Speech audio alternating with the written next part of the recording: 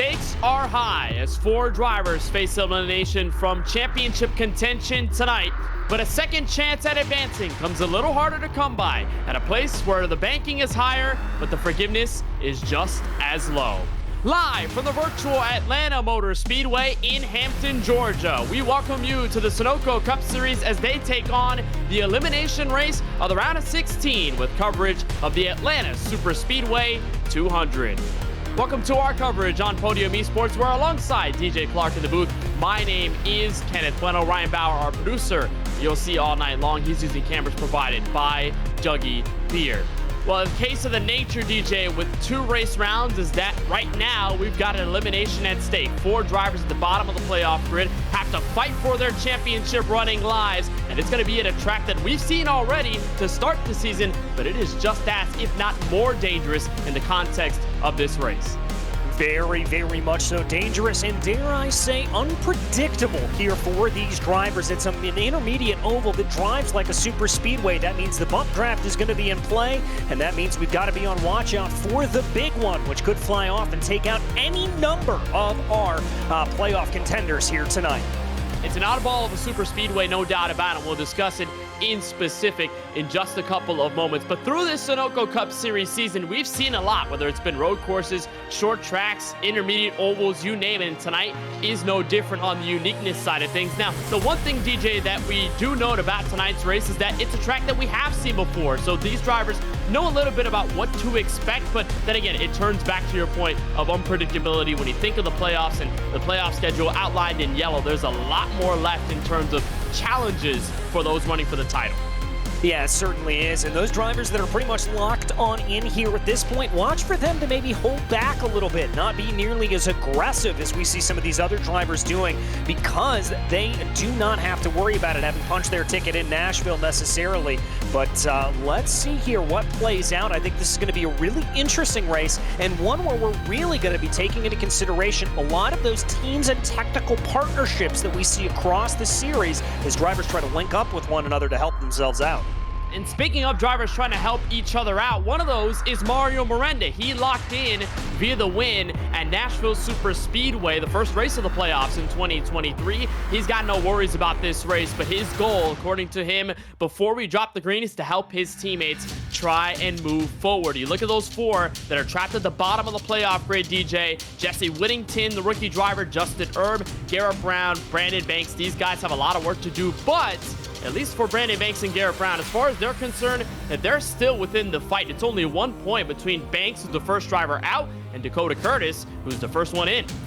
Yeah, and that's going to raise the nerves a little bit there. Watch for Dakota Curtis to be particularly on edge here, as he's going to be trying to make sure he is ahead of both Banks and Brown over the course of the running. And he's got to make sure that Irv and Whittington are not too far behind him as well in the rearview mirror. Going to be keeping a very close eye on that. I think more than anything today, we are going to see a lot of relative positioning for these drivers, where they are in relation to their competitors.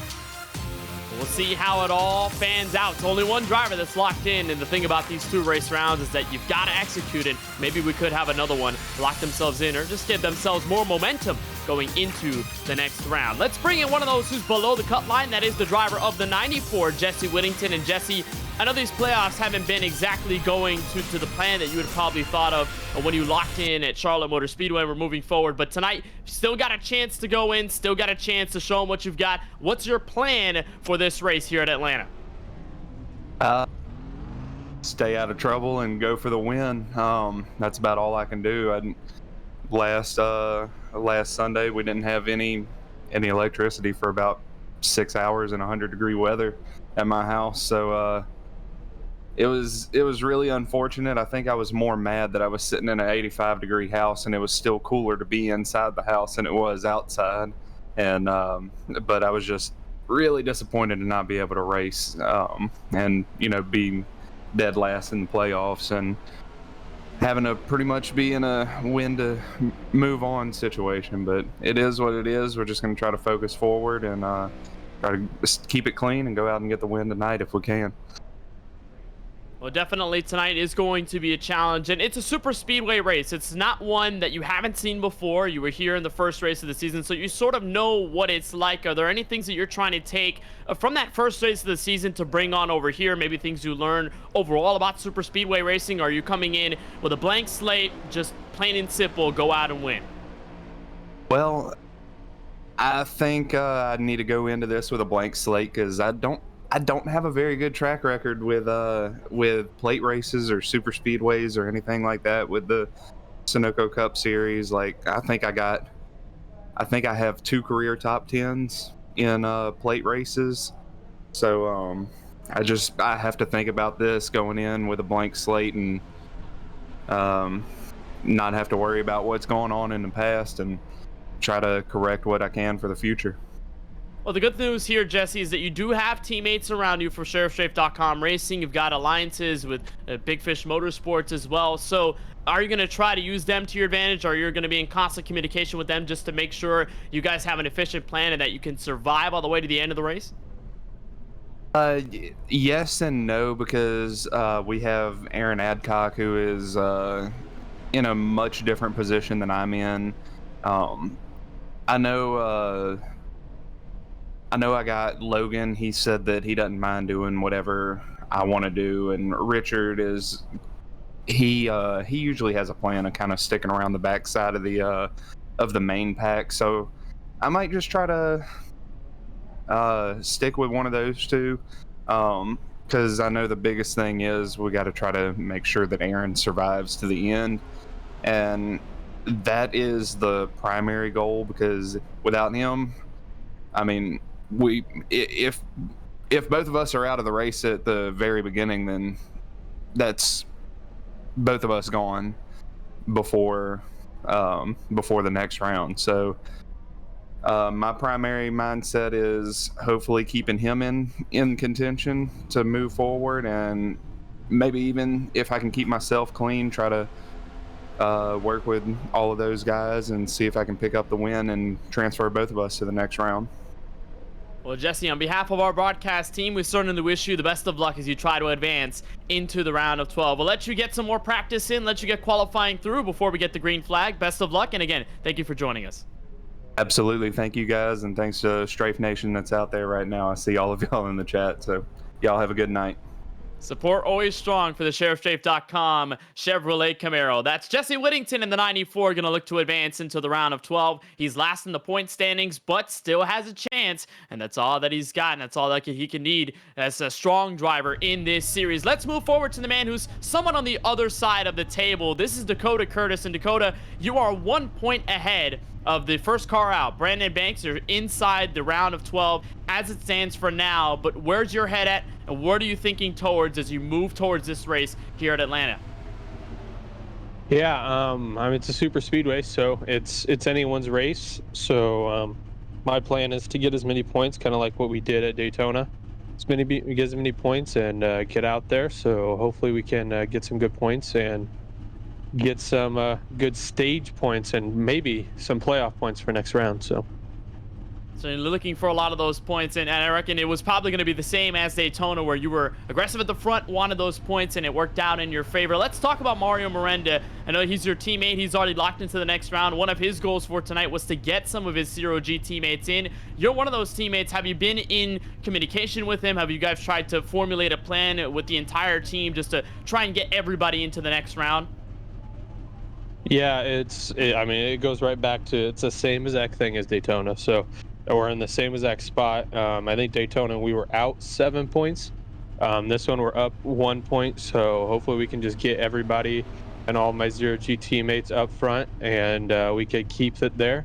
Last year this year at Atlanta, earlier in the year we had a rough run, but last year at Atlanta we finished second. I pushed Wyatt Brackett to the win, so hopefully we can have the same result this year and have a really good finish. So just need to get some good finishes and get some good points to widen that gap from 13th. So.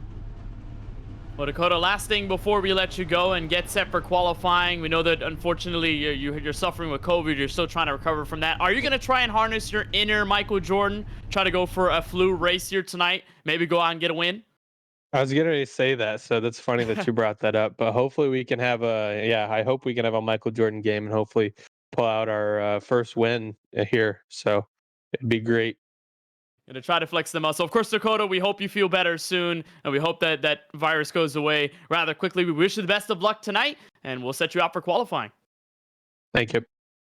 So that is Dakota Curtis, driver of the 10, one of those a part of the Zero G camp looking to advance into the next round. DJ, let's take a look at this Atlanta Motor Speedway, and while we've seen it before in iRacing for many years, it is not like it used to be. It's a brand new track altogether put in 2022 configuration, and it's a very unique one, an intermediate super speedway like you mentioned earlier.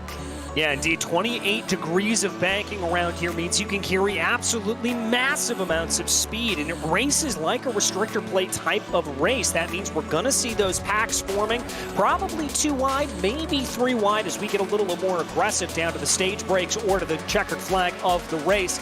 Just over 1.5 miles in length. And while this may look like a traditional quad oval there, it races nothing like traditional.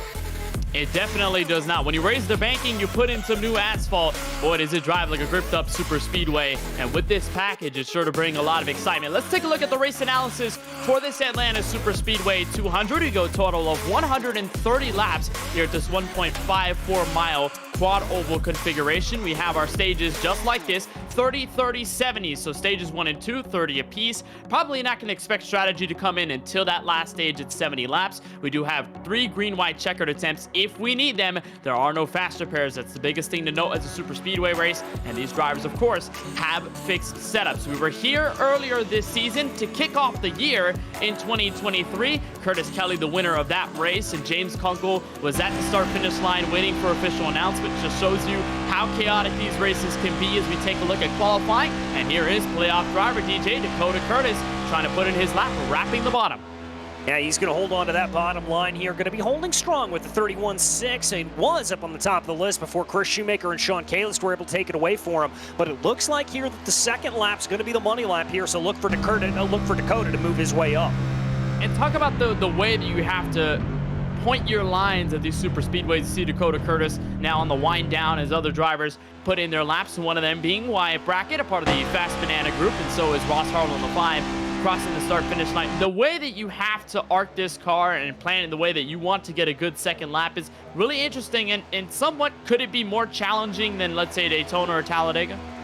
Yeah, it certainly is. Because of the shorter radius of these corners, you've really got to be very deliberate in the way that you bring it down through the corner. You want to take as late of an apex as possible to minimize that tire scrub. Now, that's where the surface of the tire is actually scraping across the surface of the track, and you're not getting that optimal grip. Anytime that happens, speed's going to run away from the tire, and that's not going to be what you're wanting for a qualifying session. So watch for these drivers to do that. Watch for them to maybe drift off of the exit of the corner a little bit more. Again, just trying to minimize that scrub as much as you can and keep that minimum corner speed up.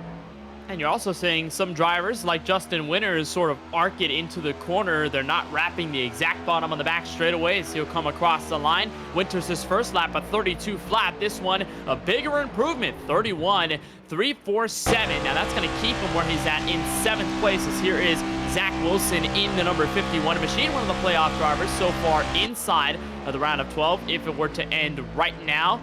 And the 51 going to come across the turn number 1. Curtis Kelly, DJ with the greatest time so far, 31.250. Not necessarily surprising for the driver who was up here at the front and won this race earlier this season. Yeah, it's not entirely surprising. Curtis has got a real liking to this track. The one thing I am going to say about that is we are seeing a little bit of cloud cover roll over the circuit right now, and that's going to cool the track temperature down just a little bit. It's about 95 degrees Fahrenheit as we speak. If it dips down to about 94, watch for an absolute flurry of drivers to make their way out on the track. Yeah, track temperature is certainly going to be key, as here is Gary Sexton in the number 13. Going to get around turn 4. What a nice paint scheme this is for driver number 13. Sexton always pulls out a lot of the cool paint schemes, and this is the Spicy's Speed Shop Ford Mustang Cobra tonight. So he comes out of turn 4, first lap of 31.854, so that puts him inside at least the top 15 or so. Actually, it's going to put him 20th right now on there. This is going to be 15th exactly. It was 20th and just on the timing sheet, but it come across 3 and 4 this time by. Again, all the way at the bottom. Sexton, one of the drivers who was so close to winning this race last time we were here earlier this season, and unfortunately got turned on the back straightaway. His race was over. He crosses the line. That's a way better lap. 31.289, and that'll get him to 4th. That'll get him up to 4th. Crucially here for some of the drivers that are waiting to put in their lap, it looks like the sun is back out, so that's going to raise the track temperatures a little bit as we watch Colin Forrester coming across the line on his first lap. Only about a 32 flat here at this point, but again, this second lap is the money lap, so look for Colin to work his way up the order a little bit after he puts this second one in. To try and keep it towards that red and white line. The last time we were here at Atlanta to kick off the season, Forrester ended up 40th, but did put up the fastest time. So as he crosses the line, we'll see what he can do, and that is fastest, 31.248, the 31 car to the top of the board. Really good stuff there for Forrester, and that's going to bring his way up forward. He's going to be feeling very, very happy about that. Here's Steve Stempien yet to put in a lap time here, waiting to see what the number 81 is going to do. Now he's keeping the car a little bit higher up here at this point, and that's a good strategy when you're talking about this first lap. The second lap is the money lap, so might as well ride high, keep that momentum up as much as possible, and then dive down low when you got to worry about it. And it's surprising too, DJ, because we're seeing the guys who are going up top on the first lap, they're sort of in the middle. They're not really right up against that outside wall. Is it just the way, because the way this track is built, it's way easier to get up there? The Daytona and Talladega are a lot bigger, but Atlanta, since it's much narrower and a little just bit tighter, you're looking at, if you're all the way up there, might get up in the wall and invalidate your lap time. Yeah, you got to be very, very careful about it. So you don't want to take it all the way up to the high side, because even though this is a new circuit, there are little bumps and eccentricities over the course of the running. Stempien, by the way, pulling that off to perfection, up into 3rd place there with a 31.265. Jesse Whittington now bringing his way around, taking that middle lane on the first run. Now he's on his money lap here. Little bit of a scowl there on the face of the driver of the number 94. I don't think he's exactly pleased with his run through 1 and 2. No, not necessarily, but at the same time, he's got a lot of focus, so he's just trying to make sure he gets this lap perfectly set, and that's a good one, 31.288. While it isn't at the top of the board, it is good enough to get him inside the top 10, and for momentum's sake, that is really good news for driver number 94, who is basically in a must-win situation here at Atlanta Motor Speedway. Here is Aaron Adcock, the winner at one of the last Superspeedway races we had in the middle of the campaign at Talladega Superspeedway. He's teammates, technically affiliates of the SheriffStrafe.com number 94, and those involved at SheriffStrafe.com Racing. Adcock gonna wrap out at turn 4, get the start-finish line. First lap of 32.279, but again, that's lap number 1 out of the 2, so he's gonna bring that Chevrolet Camaro to the inside, and Adcock, one of those who's very good at planting himself in the right places, DJ, at these Superspeedway tracks. Well, and sometimes that's what it's all about. And, we talk about these super speedway races and how, easy it can be to gain and lose positions around here. But the biggest thing, I think, especially at the start of this race with playoff picture into it all, is Adcock comes across the line right now. It's going to be good enough for 15th. But as I was saying, with the playoff picture in it all, we're going to see some jittery drivers here over the course of this race. And I want to be at the pointy end of the field to avoid any potential incidents. And how scared are you going to be if you're one of those playoff drivers and you're kind of like 15th through 20th? How scared are you there? Oh, I am shaking in my boots, terrified. I want to be at the front of the longest line here. I want clean air in front of me, not because I'm worried about picking up a win, but because I want to make sure nobody can have the big one in front of me and take me out. Well, also, yeah, you want to be in clean air because unlike the other super speedway races, you can wash up here at Atlanta. Those tires start to wear out. You can go up the track without even taking an eye to notice it, and all of a sudden you get into another driver and you're in the outside wall. So qualifying coming to a close here now inside the final minute. We do have some that have not put in an official time, but it looks like none of them are out on track. So that is the grid set for tonight's Atlanta Super Speedway 200. Let's take you trackside and bring you your starting grid for the final race of the round of 16. Colin Forrester in the 31 puts the fastest time on the board for Fast Banana at a 31.248. He's got his teammate and defending winner here, Curtis Kelly, in the 71, looking for a second straight win here in Georgia. Bill Schoonover with a fantastic qualifying time for Nitro Motorsports, and his car, he will start in third. Austin Reedy brings up 3 out of the top 4 in Fast Banana. The 96 car starts on the outside of row number 2.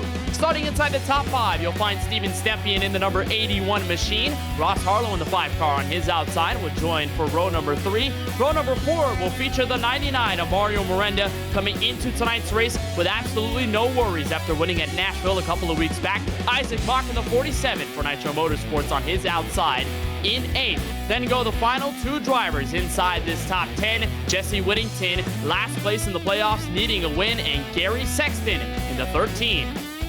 Chris Shoemaker's going to line his Ford up in P11 with Judd Danielson flanking him to the outside there for SKSimRacing.com. As we move back into row 7, it's Joe Mihar there and Alex Muscarella for SKM in the number 48 machine. Moving back into 15th, Richard Swainley's going to line up in the 15th spot for SheriffScrape.com Racing with their affiliate Aaron Adcock to his outside in P16. Zach Wilson rolls off in 17th, followed by Chris Progar in 18th, and it's Wyatt Brackett and the last driver currently in on that round of 12, Dakota Curtis.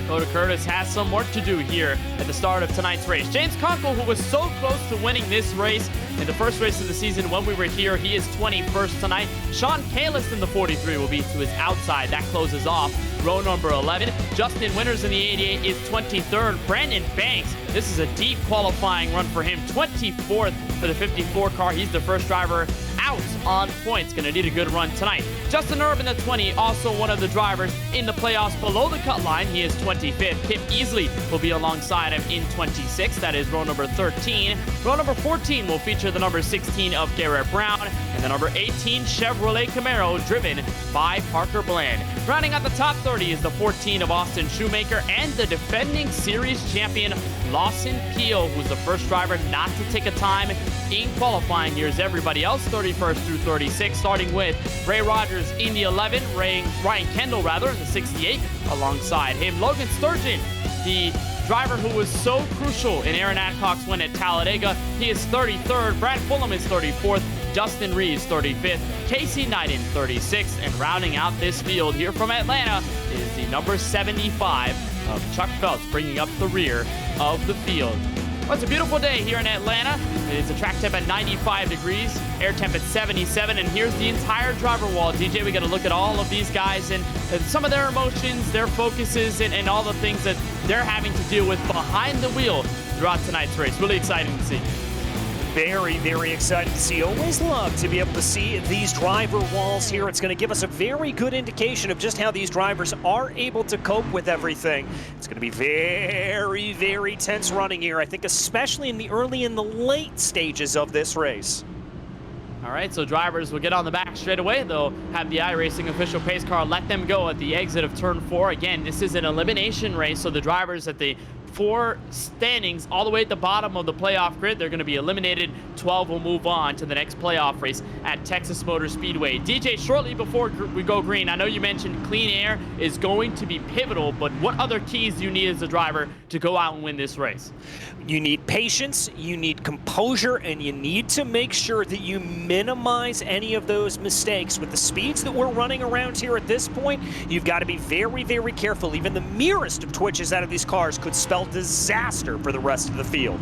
Just got news that Curtis Kelly has been given an end-of-line penalty, so Fast Banana will still hold the first 2 spots on the front row, but that outside location will be replaced by the number 96 of Austin Reedy. So the defending winner here at Atlanta is going to have to deal with the starting spot all the way at the rear. So that's going to be a pretty tough challenge for Kelly, who's basically smack dab in the middle of the playoff fight. At around, I'd say 6th, 7th, 8th place is where you see him at, and that's really going to be a shunt for driver number 71. But you look at guys like Colin Forrester, who led this race from the pole last time we were here. You look at Austin Reedy, strong driver, Steven Stempian, strong drivers. You're looking at a lot of those playoff guys all the way at the front. That's probably what they like to be, where they like to be in a race like this. Yeah, very much so. As I said a little bit earlier on, the farther up into the front of the field you are, the less chance that you're going to find a big incident taking place in front of you. And unlike the likes of Dega and Daytona, where those are pretty wide circuits, this is relatively standard when we talk about an intermediate mile-and-a-half oval. So there's not a whole lot of room to run if you see the big one firing off. Oh yeah, that's 100% true. They did widen this track when they reconfigured it for the Superspeedway, or I think they narrowed it actually, never mind. So they did narrow it, so they made it worse. They made that scenario worse where you can't get around, and it's certainly gonna be an interesting challenge for these guys. Just a reminder that if you're looking for those running for the Sunoco Cup Series title, still in the playoffs, they're gonna be outlined by the yellow splitters, spoilers, and the windshield banners on their cars, and they're also outlined in yellow on our timing and scoring and the graphics you'll see on screen tonight. So if you want to find those playoff drivers, look for yellow. Colin Forrester and Austin Reedy, the 31 and the 96, the two Camaros for Fast Banana, lead us to green. 4 drivers will be eliminated tonight. We'll see who they are. Green flag from Atlanta. All right, here they go. Good little side-by-side up at the front of the field. Nice little push there from behind from Ross Harlow, as it looks like that lower lane's got a little bit more momentum. Harlow's going to give the push to the 31, get him out in front, one car away at the bottom of the track. That is Mario Miranda, so he does not like the sight that he's seen over the first half lap. He's going to let everybody through on the apron. So far, advantage to the bottom. Colin Forrester, one of those playoff drivers, being pushed by another playoff driver, Ross Harlow. He leads lap number 1 here from Atlanta Motor Speedway. You see how closely, DJ, this field is aligned, and they're somewhat still used to super speedway racing. They were here a couple of weeks back at Daytona super speedway racing, so it's not like it's completely left their mental, but being so close to drivers all around the track at a venue this narrow is really scary at some points. Yeah, very, very much so. But it looks like here at this point that these drivers are calming themselves down a little bit. I like that little bit of a poke in the back there for Gary Sexton, just trying to see if he can make that middle lane work. But the big scare here that I'm worried about, that's the number 96 up on the high side there. We're seeing some internet blinking there out of him. I don't like that at a super speedway. Yeah, you don't want to have a driver be so unpredictable at the front, let alone having internet issues, which makes them more unpredictable. And Austin Reedy still going to hold for it, looks like. There it is, the connection's blinking in and out, so he's right in front of Gary Sexton, who's having to pretty much pinpoint where that 96 is going to be when he disappears. Just went over the radio and apologized for the internet connectivity issues. Hopefully he's able to get those resolved as the race progresses, but now he's gridlocked with his teammate, so he's got a good run through 1 and 2. Can he make a move happen on the back straightaway? No, he's got a good push there from Gary Sexton. Sexton absolutely linking up with that car from behind, making it work there as they come down into 3 and 4. It looks like he's able to get a nose ahead. I don't know if momentum's going to carry enough, though. It looks like it won't, but Ross Harlow is going to lag a bit and now give the push on the number 31 machine. And so far, Colin Forrester leads a clean and uneventful race so far with the first 5 laps here from Atlanta. Update on Curtis Kelly. He has moved up to 35th. He's in a 2nd or 3rd pack of cars. It's all single file at the bottom of the track, and they're trying to sort of figure out where they're going to be settled in all of this as you ride on board with Jesse Whittington. Again, DJ, one of those guys who's at the mercy of elimination, trying to make sure that he can advance. And one of those methods is to just stay where you're at and be as calm as possible. He's giving a lot of space to those in front and behind him. He does not want to be close quarters with really anyone right now. No, he certainly doesn't. And that little movement there out of the 81 in front of him from Steven Stempian, that would give me a little bit of pause. Now, that's Stempian playing a little bit of footsie with that apron line. If you get down onto that too much, we've seen it many times that it can flip and spin the car out of control. And indeed, you saw the sparks coming out of the back of the 81. So that's going to give a little bit of pause there. Again, you're seeing these big gaps from the playoff drivers as they are racing, frankly, very smart here in the early going. Yeah, they want to make sure they can survive, and there was a huge checkup on the outside. It bottled up Kip Easley, James Kunkel. Those are the tail end of that outside lane, now coming out of turn 2 on the back straightaway. Luckily, they're all able to sort it out, and that inside line has pulled away 3 cars at the bottom of the track, and Sexton's going to move down low right in front of Bill Schoonover and take away 4th from Reedy. That's a heads-up move there from Sexton, but it almost looked like he was in the process of pushing the number 96 as he moved down the track, so he's got to be a little bit careful about that. Doesn't want to be too aggressive with it, as Reedy's now going to be able to fight back on him. These drivers have got to be careful. Again, I know I keep preaching that, but that's the way to see the end of a race here. And you can tell drivers want to be very careful because they're all migrating to the bottom end of the speedway. A lot of them do not want to be up there, and if they are, they're just basically stuck.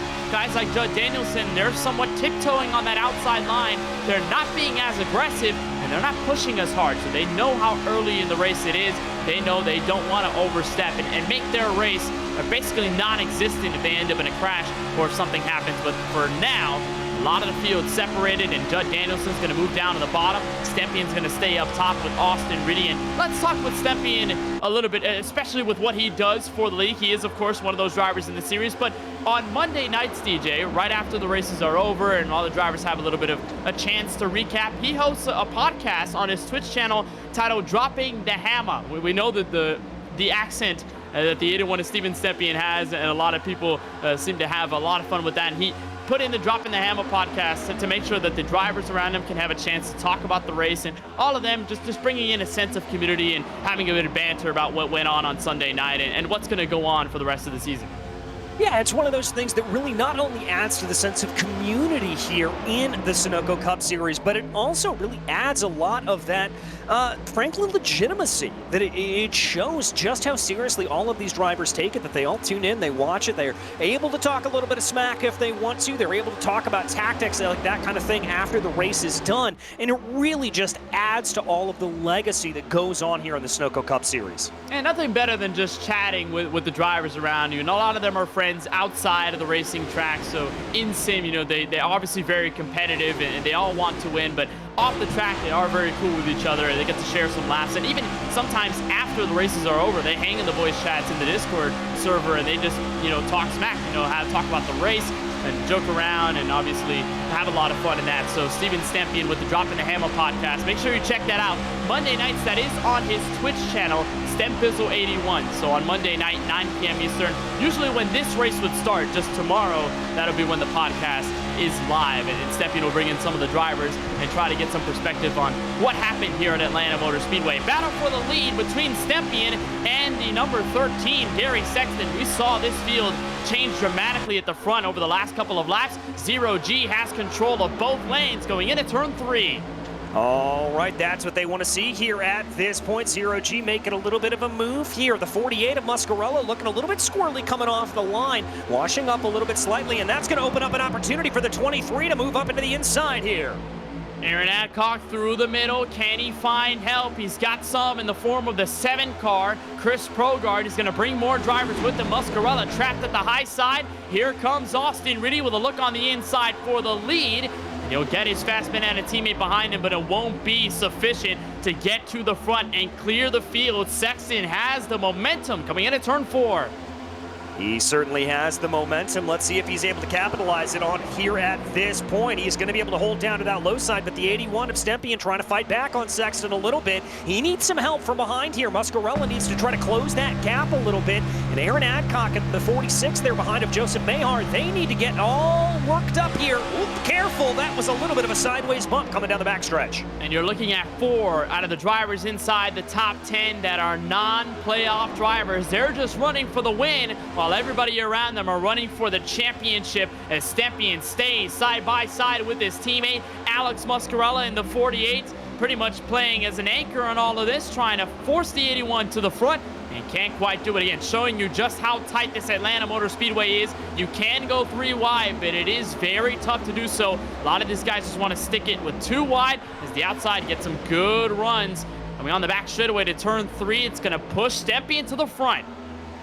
All right, he's going to move himself up to the front, clear by about 2 car lengths, but this is super speedway racing. This is almost restrictor plate racing, and you don't want to have that big of a lead here as they run. He's going to get that little bit of a bump from Alex Muscarella. That'll help him out a little bit. Meanwhile, farther back, it looks like that high line's formed up a little bit more. Of course, as soon as I say that, Aaron Adcock has to go down, take a little bit of air off the 96 of Austin Reedy.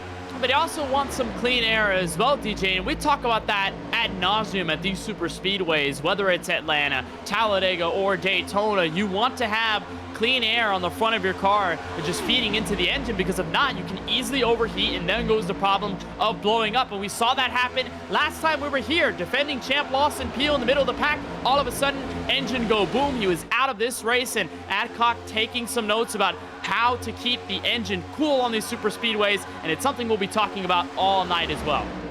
Yeah, it certainly will be. You've got to make sure that you keep those engine temperatures in the right area. You do not want to have any problems with that. You do not want to be overheating the engine. That's why you're going to see those drivers kind of poke their way here and that. It's kind of what Isaac Mock is doing right now.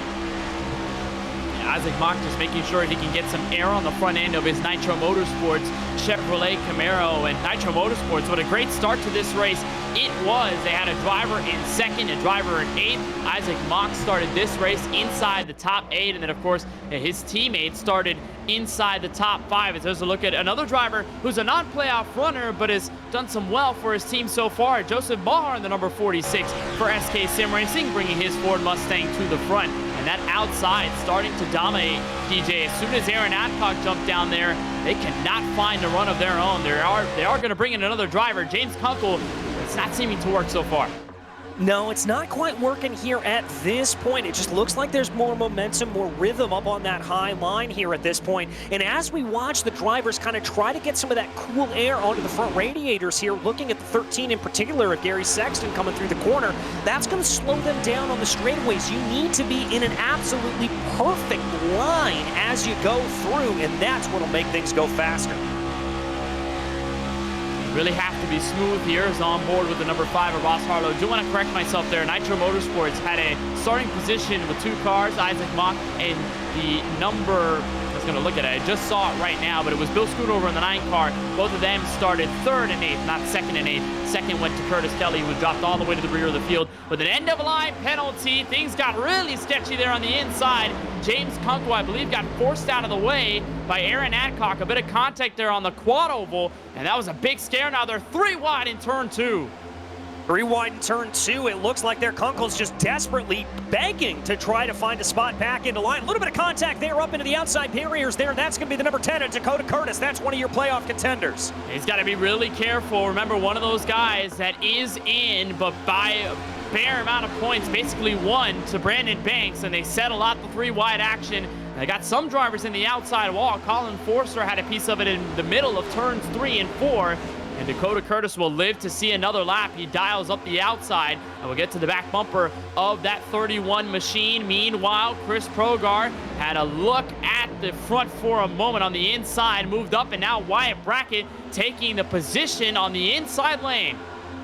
He's going to take that inside lane, try to get a little bit of a good run here as they go, but they've got about 3-4 cars to make up, making about 8 car lengths to try to make up as they get their way back forward. It looks like the number 30 there of Wyatt Brackett playing footsie again with that low line and drifting up off the corner a little bit. They got to be careful about that big checkup again. And Aaron Adcock's going to force his way to the inside. 3 wide in turn 3, and that's sketchy there, DJ. Those are a bunch of playoff drivers trying to make things work. Caution is out of lap 24. We've got a crash in 3 and 4. Judd Danielson, Justin Erb among those involved.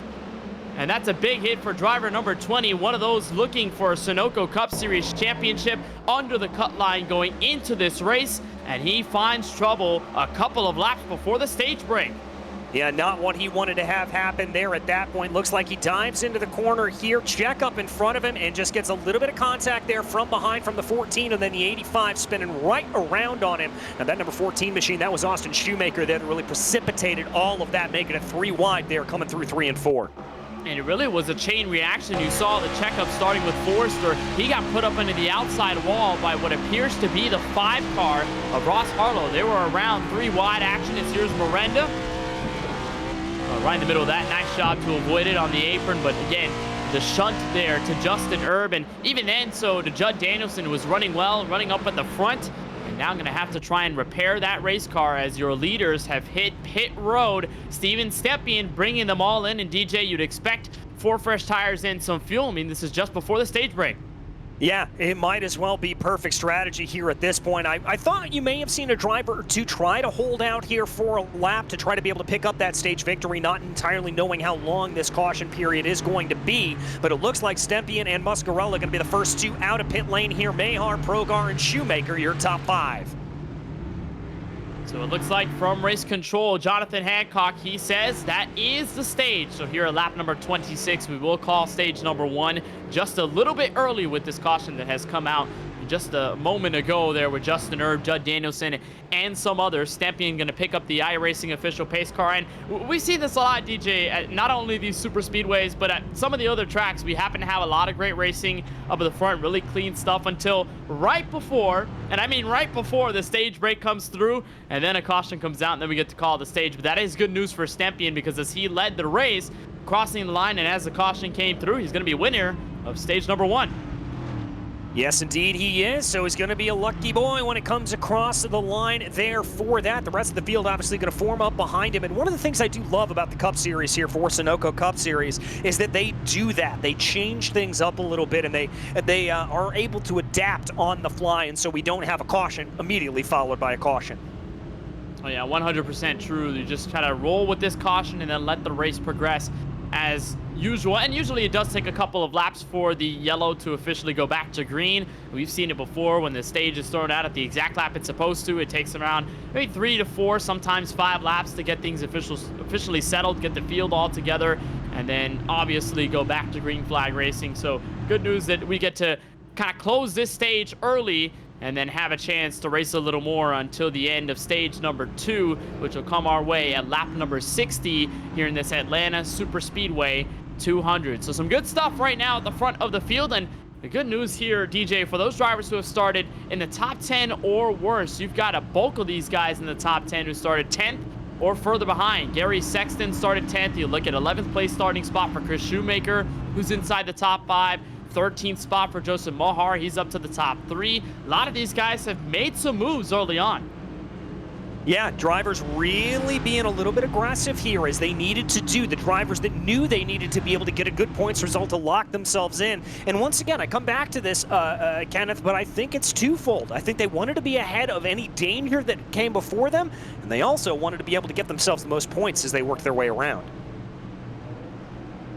And certainly so. Just to know, Aaron Adcock and Colin Forrester have been all the way at the rear of the field. They are 35th and 36th right now. Forrester with almost a minute on pit road.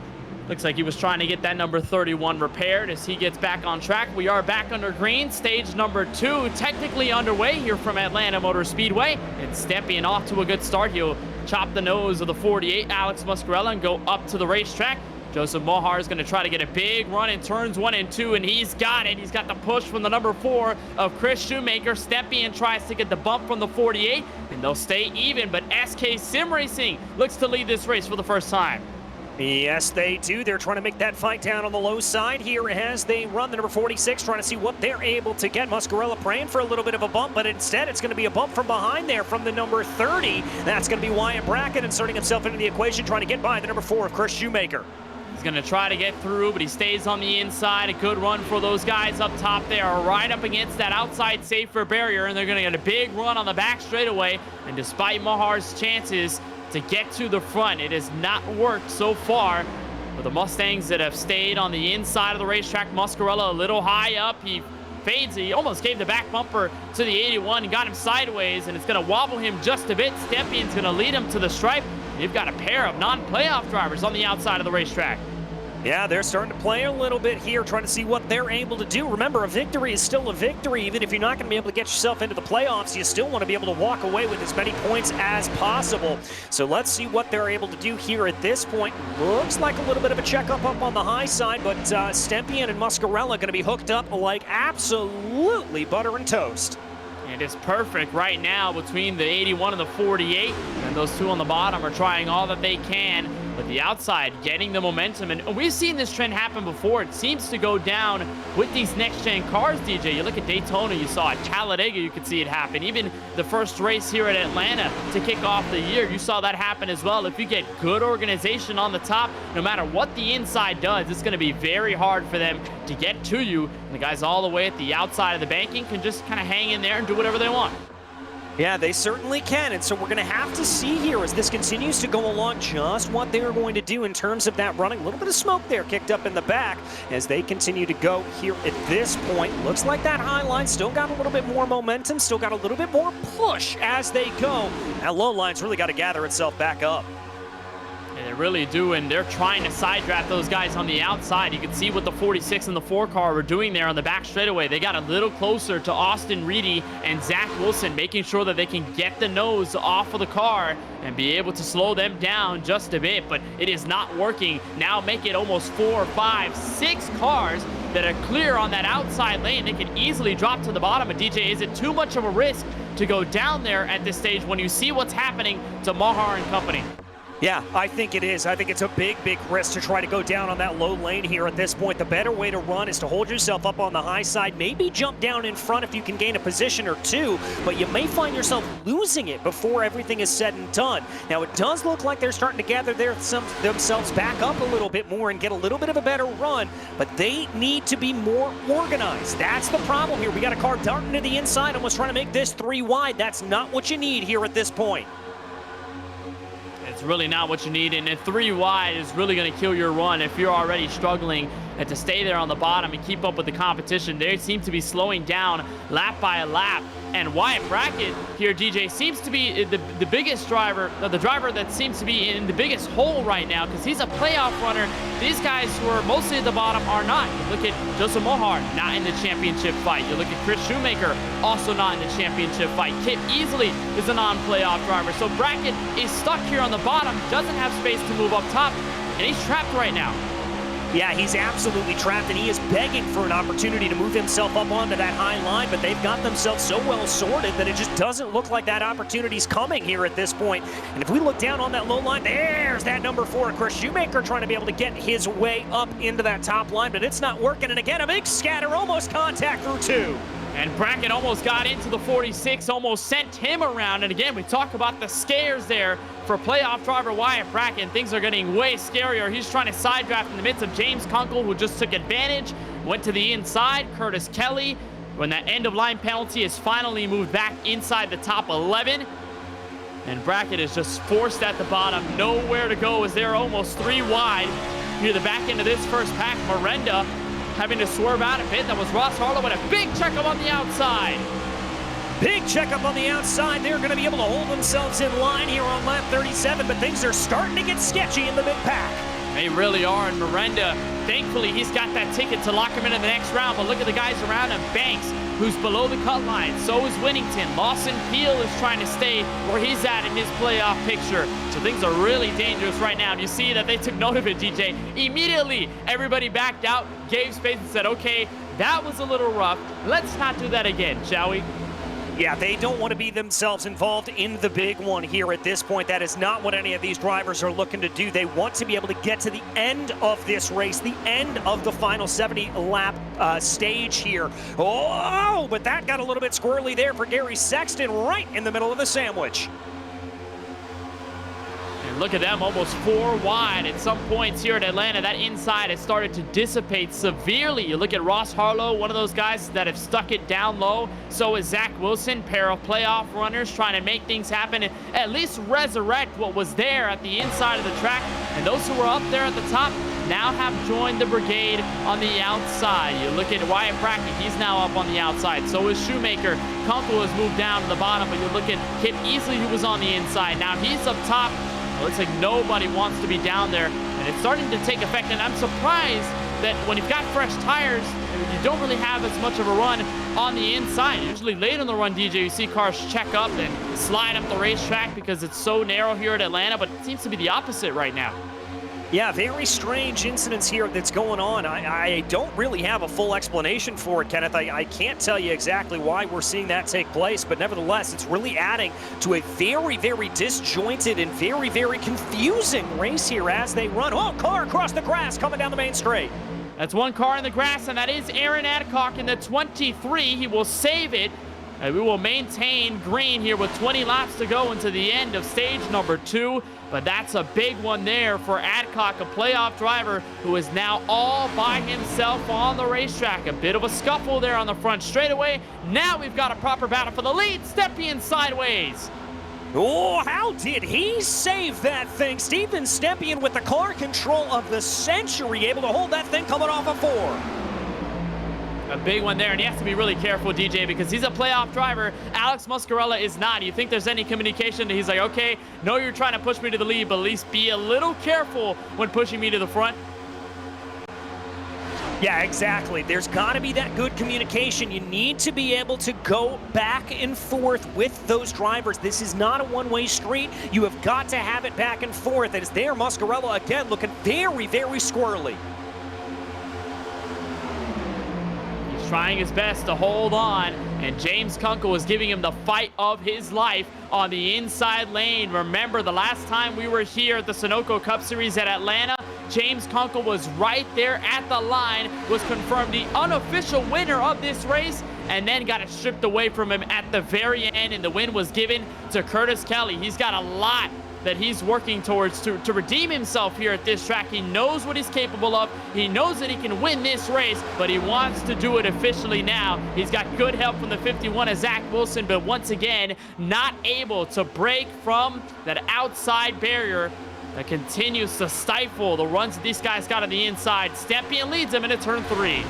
Stepien leads him, but keep an eye here on the 48 of Muscarella. Again and again, he looks incredibly squirrely coming off of turn 4. There, you can see it a little bit more as Stepien's going to dive down to the inside line, hold on to that run, and now it almost looks like there that the number 3 of Kunkel's going to try to make this 3 wide. Stepien got put in the sucker hole. He's got no help now, but he's going to stay on the inside of the 48. How did he keep it there? We're still 3 wide for the race lead. Muscarella is having to back out here on the outside 3 wide. He wants nothing to do with this scenario. Again, he goes to the back bumper of the 81, and Nitro Motorsports has James Kunkel at the front at Atlanta.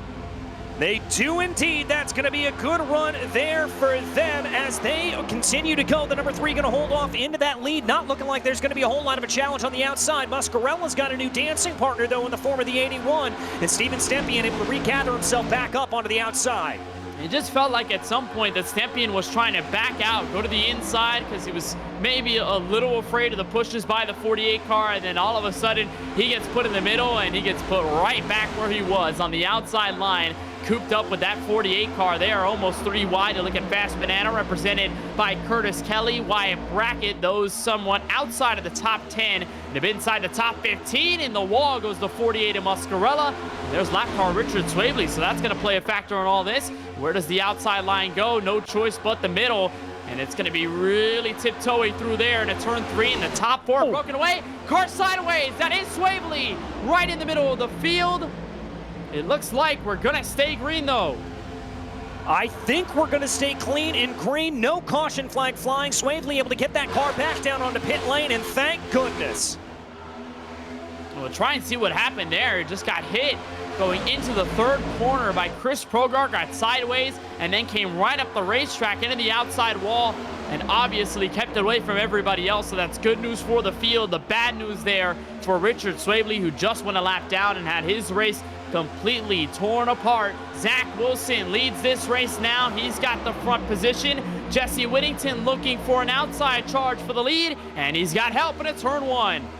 He's got a little bit of help coming down into turn 1 here as the lower line trying to be able to get themselves back together with the 51 and the 5 pushing there. Now they're going to get a little bit of help as the 47 of Isaac Mock's going to join the party, and we are back dancing 2x2. Well, DJ, this is something you need to have happen if you're driver number 94. You need to find your way to the front. He's been tiptoeing all races. Wilson wiggles the race car to turn 4. This is the perfect scenario for Whittington, who's in a must-win situation, and now he's got clean air and command of the field. The confidence has to be rising at this stage. Yeah, it certainly does. And don't forget, we're only 10 laps away from that stage break here as they run. So he gets a nice little push there from Zach Wilson down on the low side. That's going to help him out a little bit. Let's see what everybody else is able to do as they come down through the corner here as they run. And you got a great point there, DJ. The fact that Whittington not only is leading this race, but if he comes close to winning this stage, and he does, as Wilson moves to the outside, he can gain some valuable points over those that are around him in the cut line. And look at the live points as it stands, but before this race started, he was around Garrett Brown, Brandon Banks, and Justin Erb. Those drivers are nowhere to be found in the top 10 or so. So this is good news for the 94 of Whittington. He's got a good position, but still holding the inside as Wilson gets a push from Harlow. Gets a little bit of a push there up on the high side. Going to work their way around right now. The high line running pretty well here at this point, but it looks like that low line's got 4 cars on it. Wouldn't be surprised if we see a driver or 2 dump down on the low side. Well, if you're Whittington, DJ, would you rather prefer a playoff driver down there? You've got a lot of non-playoff guys. Isaac Mock hit easily, Chris Shoemaker. Now James Kunkel is going to go right in front of the 94 machine to try and take this lead away. Do you at least want more yellow banner drivers? Does it give you more comfort, or is it the same whether it's a playoff driver or not? No, you want to be with yellow banner drivers because you recognize they're all thinking the same thing, that they do not want to be wrecked out. The impetus there, so much more crucial not to have any of those problems. Oh, another big blink there coming through the field for the 94 yet again. That's Jesse Whittington. Not what he wants to have happen. This could get a little bit hairy. Keep an eye on that so far as the battle for the lead heats up. Zach Wilson got flanked by Ross Harlow, and now they're door-to-door for the lead. They're approaching another lap car in the form of Sean Kalis, driver number 43. So we saw the scuffle that happened as Swabley was getting passed by the field. It's a narrow Atlanta surface, so you got to be really careful. Mars in the wall, and there's a look on the outside. There's Sean Kalis looking at the field, slowly getting bigger in that rearview mirror. Slowly but surely getting bigger, and unfortunately here for him, he's really not going to have much option whatsoever. Kalis is running off by himself, and he is not going to have an opportunity to do anything at all. And look who's in the middle, Steven Stempian. Got his way through there. He is still 3 wide. Joseph Mahar's on the outside. James Kunkel on the inside. He's got some help in the form of the 48 of Alexander Muscarella. And now here comes Dakota Curtis. They're scattering all over the racetrack. 4 wide into turn 3. And Kunkel had to back out as Sexton looks for the lead in turn 4. Here he goes, trying to see what he's able to do right now, working their way this way, working their way that way, as here they come up against Sean Kalis. This is going to make things even more hair-raising. Oh, it is getting so chaotic here at the front of the field, and these guys are looking for the playoff points. They want to be at the front by the time stage 2 is over at lap number 60. Can we see another early caution before the stage break officially comes? So far, the answer is no. Kalis is going to hold out on the inside. Looks like it might take the apron here, actually just a little bit on the quad oval, but it's going to back up everybody on the bottom. Now he'll let everybody through. 43 is going to narrow up. It's going to get really close. There's Aaron Adcock in the 23, who's also at mercy of being put a lap down. Yeah, and he's going to be trying to hold on so hard here at this point. Ooh, a little bit of jumbling and rumbling up in front of him right now as they try to go. The 13 looking particularly squirrely there. That's Gary Sexton, who got a big push from behind of Steven Stempian. There's a big risk and reward that you have to have here at Atlanta as a playoff driver, especially in the context of this race for the front. You either need stage points as the driver below the cut line. You want to secure your spot if you're one of those above the cut line, but you're having to deal with swerving all over the place and almost near contact that could take all of these guys out in one fell swoop. So far, this race still led by Zach Wilson. A close push there by the 81 of Stempian to the 13 of Sexton. We're going to come across the line for the final lap here in stage number 2. Dakota Curtis, our first side-by-side battle. He moves into 4th and trying to look on the inside and almost got put in the sucker hole. Almost got put into the sucker hole, but able to avoid it here at this point. They're going to continue to work their way through, trying to see if there's anything to have again on the last lap here before stage break, trying to see if that low line's going to play anything out. And we've seen that low line DJ be back and forth all night long. At times, we've seen it be contending for the lead like it is right now between Sexton and Wilson as they come out of turn 4. We'll cross the line for lap number 60, getting right there to the stage end. And that is it. Gary Sexton by a nose wins stage number 2 here from Atlanta. What a finish.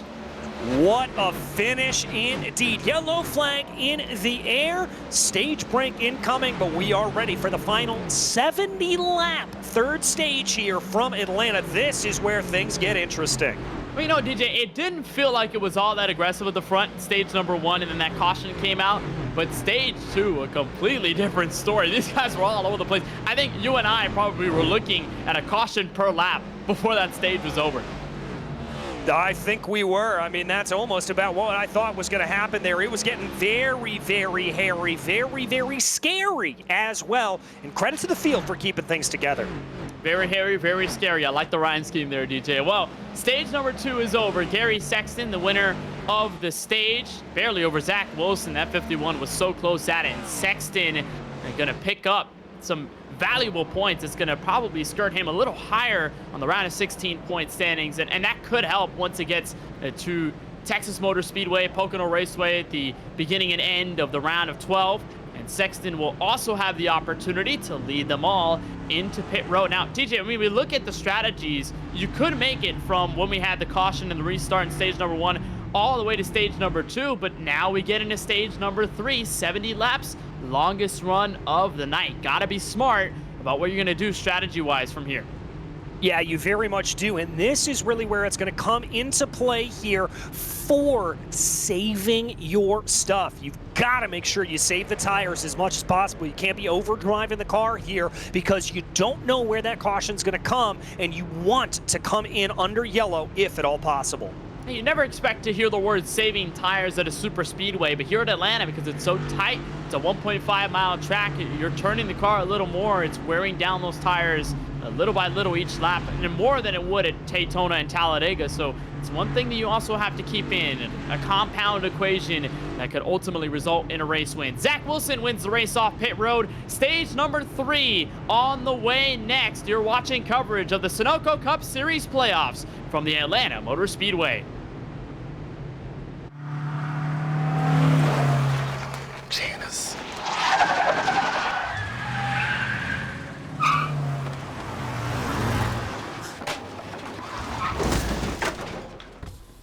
What's up, Doug? Hi, Cheryl. What got into you? At Sunoco, we know how to fuel peak performance. We've been doing it for American racing for over 50 years. Fuel your best. Fuller. Yeah. Needed F-150 for Smith build. Got it. Yesterday. I know. Don't forget my BMW. Gotcha. Check this out. All the major online automotive sites in one place. BMW, done. F-150, done. How's he do it? I can search nationwide. Even those classified sites. Auto Tempest. All the cars, one search. That's how I do it. There is Max Papis in the Ferrari. As great a race as Ferrari has ever won.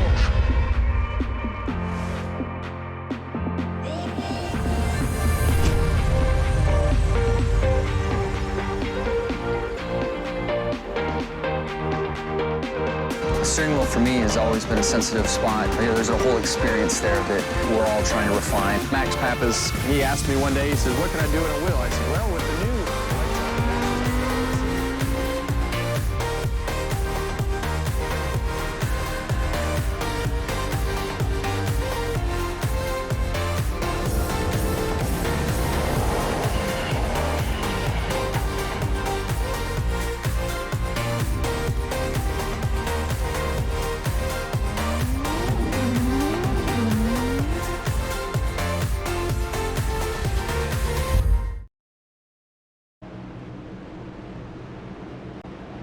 back live from the virtual Atlanta Motor Speedway. We continue our coverage of the Atlanta Superspeedway 200, the elimination race in the round of 16. Zach Wilson, Gary Sexton ready to lead us back to action. Sexton the winner in stage number 2 before we went on that break. Green flag back in the air, and big difference, DJ, between the two lines heading into turn 1. Almost nobody giving support to Sexton as Wilson gets a push from Stepien.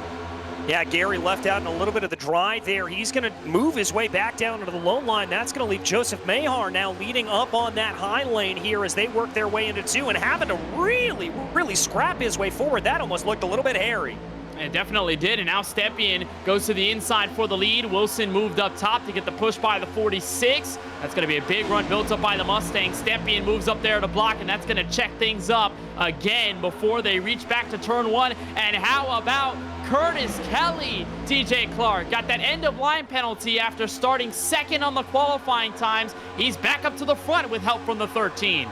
That just goes to show you can do anything you put your mind to at this point. Curtis Kelly certainly putting his mind to leading in this race up in front here at this point. Got a nice little push from Gary Sexton going down the back straightaway. Oh, Gary's now going to move up onto the high lane and split the difference here. He's going to get a little bit of a help from Steven Stepien. It's going to be Mario Miranda in the double 9 down on the low side in the second place. The inside and outside led by drivers on 2 different ends of the spectrum. Last time we were here at Atlanta, Curtis Kelly having the wish granted of getting a win to lock him into the playoffs, and Gary Sexton was left after that race wondering what if after he got turned on the back straightaway. The 13 is looking for some redemption here at this track. Kelly looking to double down. They cross the start-finish line, and Zero G has the advantage. And DJ, we usually talk about teammates being so imperative at these super speedway races, and while we've seen it at glimpses, Zero G sometimes, Fast Banana here and there, we've seen a lot of split action, a lot of drivers representing different teams in these positions up at the front, and not many of them are getting the chance to get up maybe 3-4 cars all together and work cohesively on either lane. No, they're really not, and it's turning this a little bit more into a free-for-all, and I think that's part of the reason we're seeing so much jumbling around in this top 10 is that it's not like we've had a dominant force up at the front of the grid that's been able to just lock this thing down. And you got to kind of be dancing with the partner who is there with you at this point, and so that's how these drivers are going. The good news for Zero G, they got 3 out of the drivers in their team inside the top 5 with Sexton, Miranda, and Stepien contact between Sexton and Miranda. And the 99 is going to go for the grass. He'll jump over the Legends Oval part of the course. He's going to be able to save it. He'll lock up the brakes. Oh, that's so tough for Miranda. Now, again, he's got the lucky thing in mind that he won the race at Nashville, so he's already locked in. That could have caused a caution. We're going to stay green at the front. And now Miranda is going to be hoping for a caution, because you've got to remember here at this point that, yes, he is locked in, but if he gets another win here tonight, that's just going to go ahead and increase his advantage over the top of the field here as we take a better look at it. Want to give some credit there to Mario. The sort of novice way to have handled that was to absolutely keep your foot pinned in it and try to get back and rejoin on the circuit, but Mario locked it down, slammed on the binders, and prevented a caution from being flown.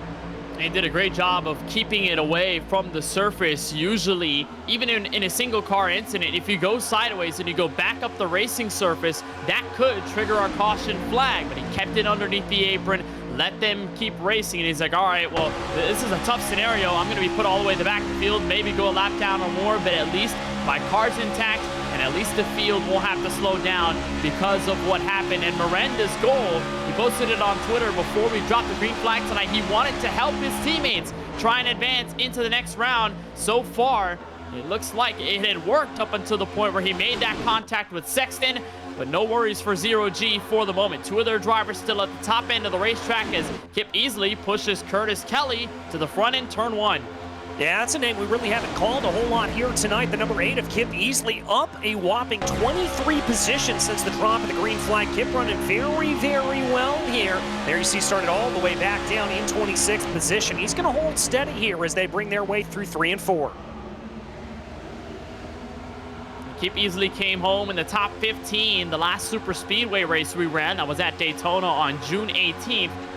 And Easley certainly proving that he is a good super speedway racer at the bottom end of the racetrack. You look at your live points, that was based off of the running order in stage number 2, and of course where they are right now, it shows you Aaron Adcock 3 points out of the playoff fight. Move on to the next round. Dakota Curtis still has the advantage. Garrett Brown, Jesse Whittington, and Justin Erb still the bottom 4 right now, and it seems that it could change. You've got a lot of single-digit gaps in between those guys that are right above the playoff picture, and even then the first driver that's out. So there's a lot more that could change. At around 57 laps to go, we are still clustered for the race lead, and things have certainly calmed down, DJ, a little bit in comparison to what we saw at the end of stage 2. Yeah, they certainly have calmed down just a little bit, and that's, I think, going to be a welcome relief for these drivers. You can't be running in that absolute mumbo-jumbo that we saw earlier on for a whole 70 laps. You're absolutely going to go insane. Your nerves are going to be frayed. You just can't do it. And so for these drivers here tonight, they're going to be thankful that things are calming down a little bit more. Yeah, they'd rather see more space be put between drivers. They don't want to see aggressive pushes. They don't want to see swerving all over the racetrack. And it turns again, DJ, to the narrowness of this Atlanta Motor Speedway, is that, you know, if a caution does come out, like you said earlier in the show, you've got nowhere to go. You've got maybe some places if you make it stick, but for the most part, that space, for the most part, is going to run out. So you're going to have a harder time getting around these crashes, and you'd definitely be thankful that nobody's swerving, nobody's going to be in potentiality of causing a caution or getting into an incident. Everybody's being rather patient, and they obviously know it's a long stage, so a long way to go, and there is more than just trying to go for the front right then, right now. You've got a lot more race to run. Exactly. As we take a look here on board with Parker Bland right now. Bland running a little bit farther back down in the field as the number 18 holds on that low side. 14 slotting right there ahead of him. Parker running in 23rd. That's Austin Shoemaker that you saw able to make that move. Parker bouncing around a little bit, trying to get himself comfortable, and that's one thing you've got to keep in mind when you're running a long super speedway race like this. You've got to shake it out occasionally. You can't white knuckle the entire way through. Oh, no, you can't. There's got to be a moment of relaxation. And DJ, I mean, you and I, we've ran official before, and even some of these drivers in this race right now, it's hard to relax at these super speedways when you're so close to drivers. You know, the margin of error is so minuscule that if you swerve up and you don't pay attention as much, you could get into somebody and cause a crash and take yourself out of the race. So you have to find those tiny moments where you can just relax the muscles a little bit, lay out a breath of relief, and at least try and calm down, because it can be so hard when you're just all the way 100% so close to everybody else in these super speedways, whereas a lot of other tracks, you know, especially the intermediate ovals, you have time to relax as the field separates. Yeah, you certainly do. And I thought there for a second Gary Sexton was going to have a moment to relax, but he got a little bit of a bad push from Steven Stempien coming off of turn 4, and that allowed here for Curtis Kelly to get a little bit of a run. Kip Easley giving him a nice little bump down into 3 and 4. I think that 71 may have a little bit of momentum here at the line. He does, and it looks like he will carry it to the start-finish line. He's got a bit of a bobble there by the 8 car of Kip Easley. Going to let off the front momentum that was pushing to Kelly, and now it's going to give the lead once again to Gary Sexton. So this battle for the lead has changed hands over and over and over again, and they are coming up on lap car. That is Mario Miranda in the 99. Remember, he had saved that Ford Mustang from getting into a crash on the inside of the racetrack right about here at the quad oval. Now he's at the mercy of being put 1 lap down by the leaders, and it's shaking up the field. DJ again tossing towards the narrowness of this Atlanta Motor Speedway. Getting around lap traffic is not as easy as it seems. No, it certainly isn't. And think back to what we saw on the last time out when we saw some of those drivers get put a lap down, Richard Swavely in particular. Miranda doing the right thing, though, holding down to the inside apron. He is just going to stay steer and clear out of the way and make sure he is not going to be able to cause any incidents. He's going to hope for a caution as well so that he can get put on the lead lap. A bit of swerving there at the front. You're right on board with Aaron Adcock, the winner at Talladega Superspeedway. It's the reason why he's in the Sunoco Cup Series playoffs for this year. And he's got some playoff drivers around him. You look at the 31 of Colin Forrester, who's now into 19th. He was running well at the start. He ran this race from the pole at lap number 1. And now just stuck in the mid-pack, Jesse Whittington, who had a shot at the race lead earlier on. So a lot of these playoff drivers are having to deal with sort of scavenging through the middle of the field and trying to find their way, even if the progress is rather slow. Even if it's a little bit slow here, again, it's all about patience. It's all about slowly but surely building up the momentum, building up a little bit of the speed and the ability to get yourself back forward. Isaac Mock here will ride on board with the 47. He's in about 13th place, but he's within touching distance of those drivers in front, so he's just going to hold here at this point and wait for everything to come to him. And Mock did come home inside the top 3 at Talladega, the race that Aaron Adcock won. He started 20th in that race and came all the way to finish on the podium. And Mock displaying that patience so far that has gotten him to the front at these types of races. And he's got a pair of Drinking Bros Racing drivers right in front of him. That's Lawson Peel in the 12 and the number 54 of Brandon Banks. And what a drive for Lawson Peel here, DJ. Been able to start all the way back in 30th after not putting a qualifying time. He's put the SpaceX Camaro inside the top 10 for the first time this evening.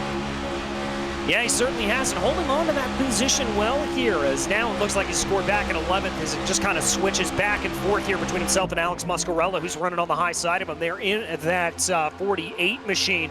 But Peel doing exactly what he needs to do. Again, at this point, it's all about patience. We've got 46 laps to go, and all of these drivers are thinking about tires. They are trying to conserve as much as possible. They know they're probably going to need to take one more stop, so they're trying to minimize that as much as they can. You look on board here with Brandon Banks, the teammate of Lawson Peel for Drinking Bros Racing. He's also in a good spot, much like the number 12 car. Now he's 1 point out of the top 12 to make it into the next round. Car sideways and into the wall on the back end of the field. Dustin Reeves, Sean Kalis, Austin Reedy among those involved. Oh, as there we see the wreckage coming through the back of the field here at this point. Looks like only 2 cars pretty much involved in it. That's going to be Mario Melendez piecing his way through it right there. Well, let's go back and take a look at the replay. It looks like, DJ, it all started with the 18 of Parker Bland. Got a piece of the outside wall in turn 2, swerved down the track. Oh, there's nowhere for Reed to go there. Tried to fill the gap. And unfortunately, took Kalis and Reeves with him. And that's big for the 96, DJ, who started this race outside row 1. He had a good qualifying time to begin this one. And now gets caught up in a crash. On board look. Yeah, there it is. 3 cars involved in that. I didn't see the number 6 kind of drifting down the track there of Dustin Reeves, unfortunately.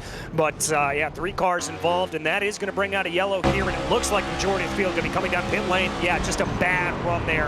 Kalis with nowhere to go. And just kind of reminds me of even the old Atlanta skate, DJ, in 2008 when they scanned this track and it was all bumpy and abrasive. You have those moments too where you can get up into the outside wall, swerve down the track, and get into drivers underneath you.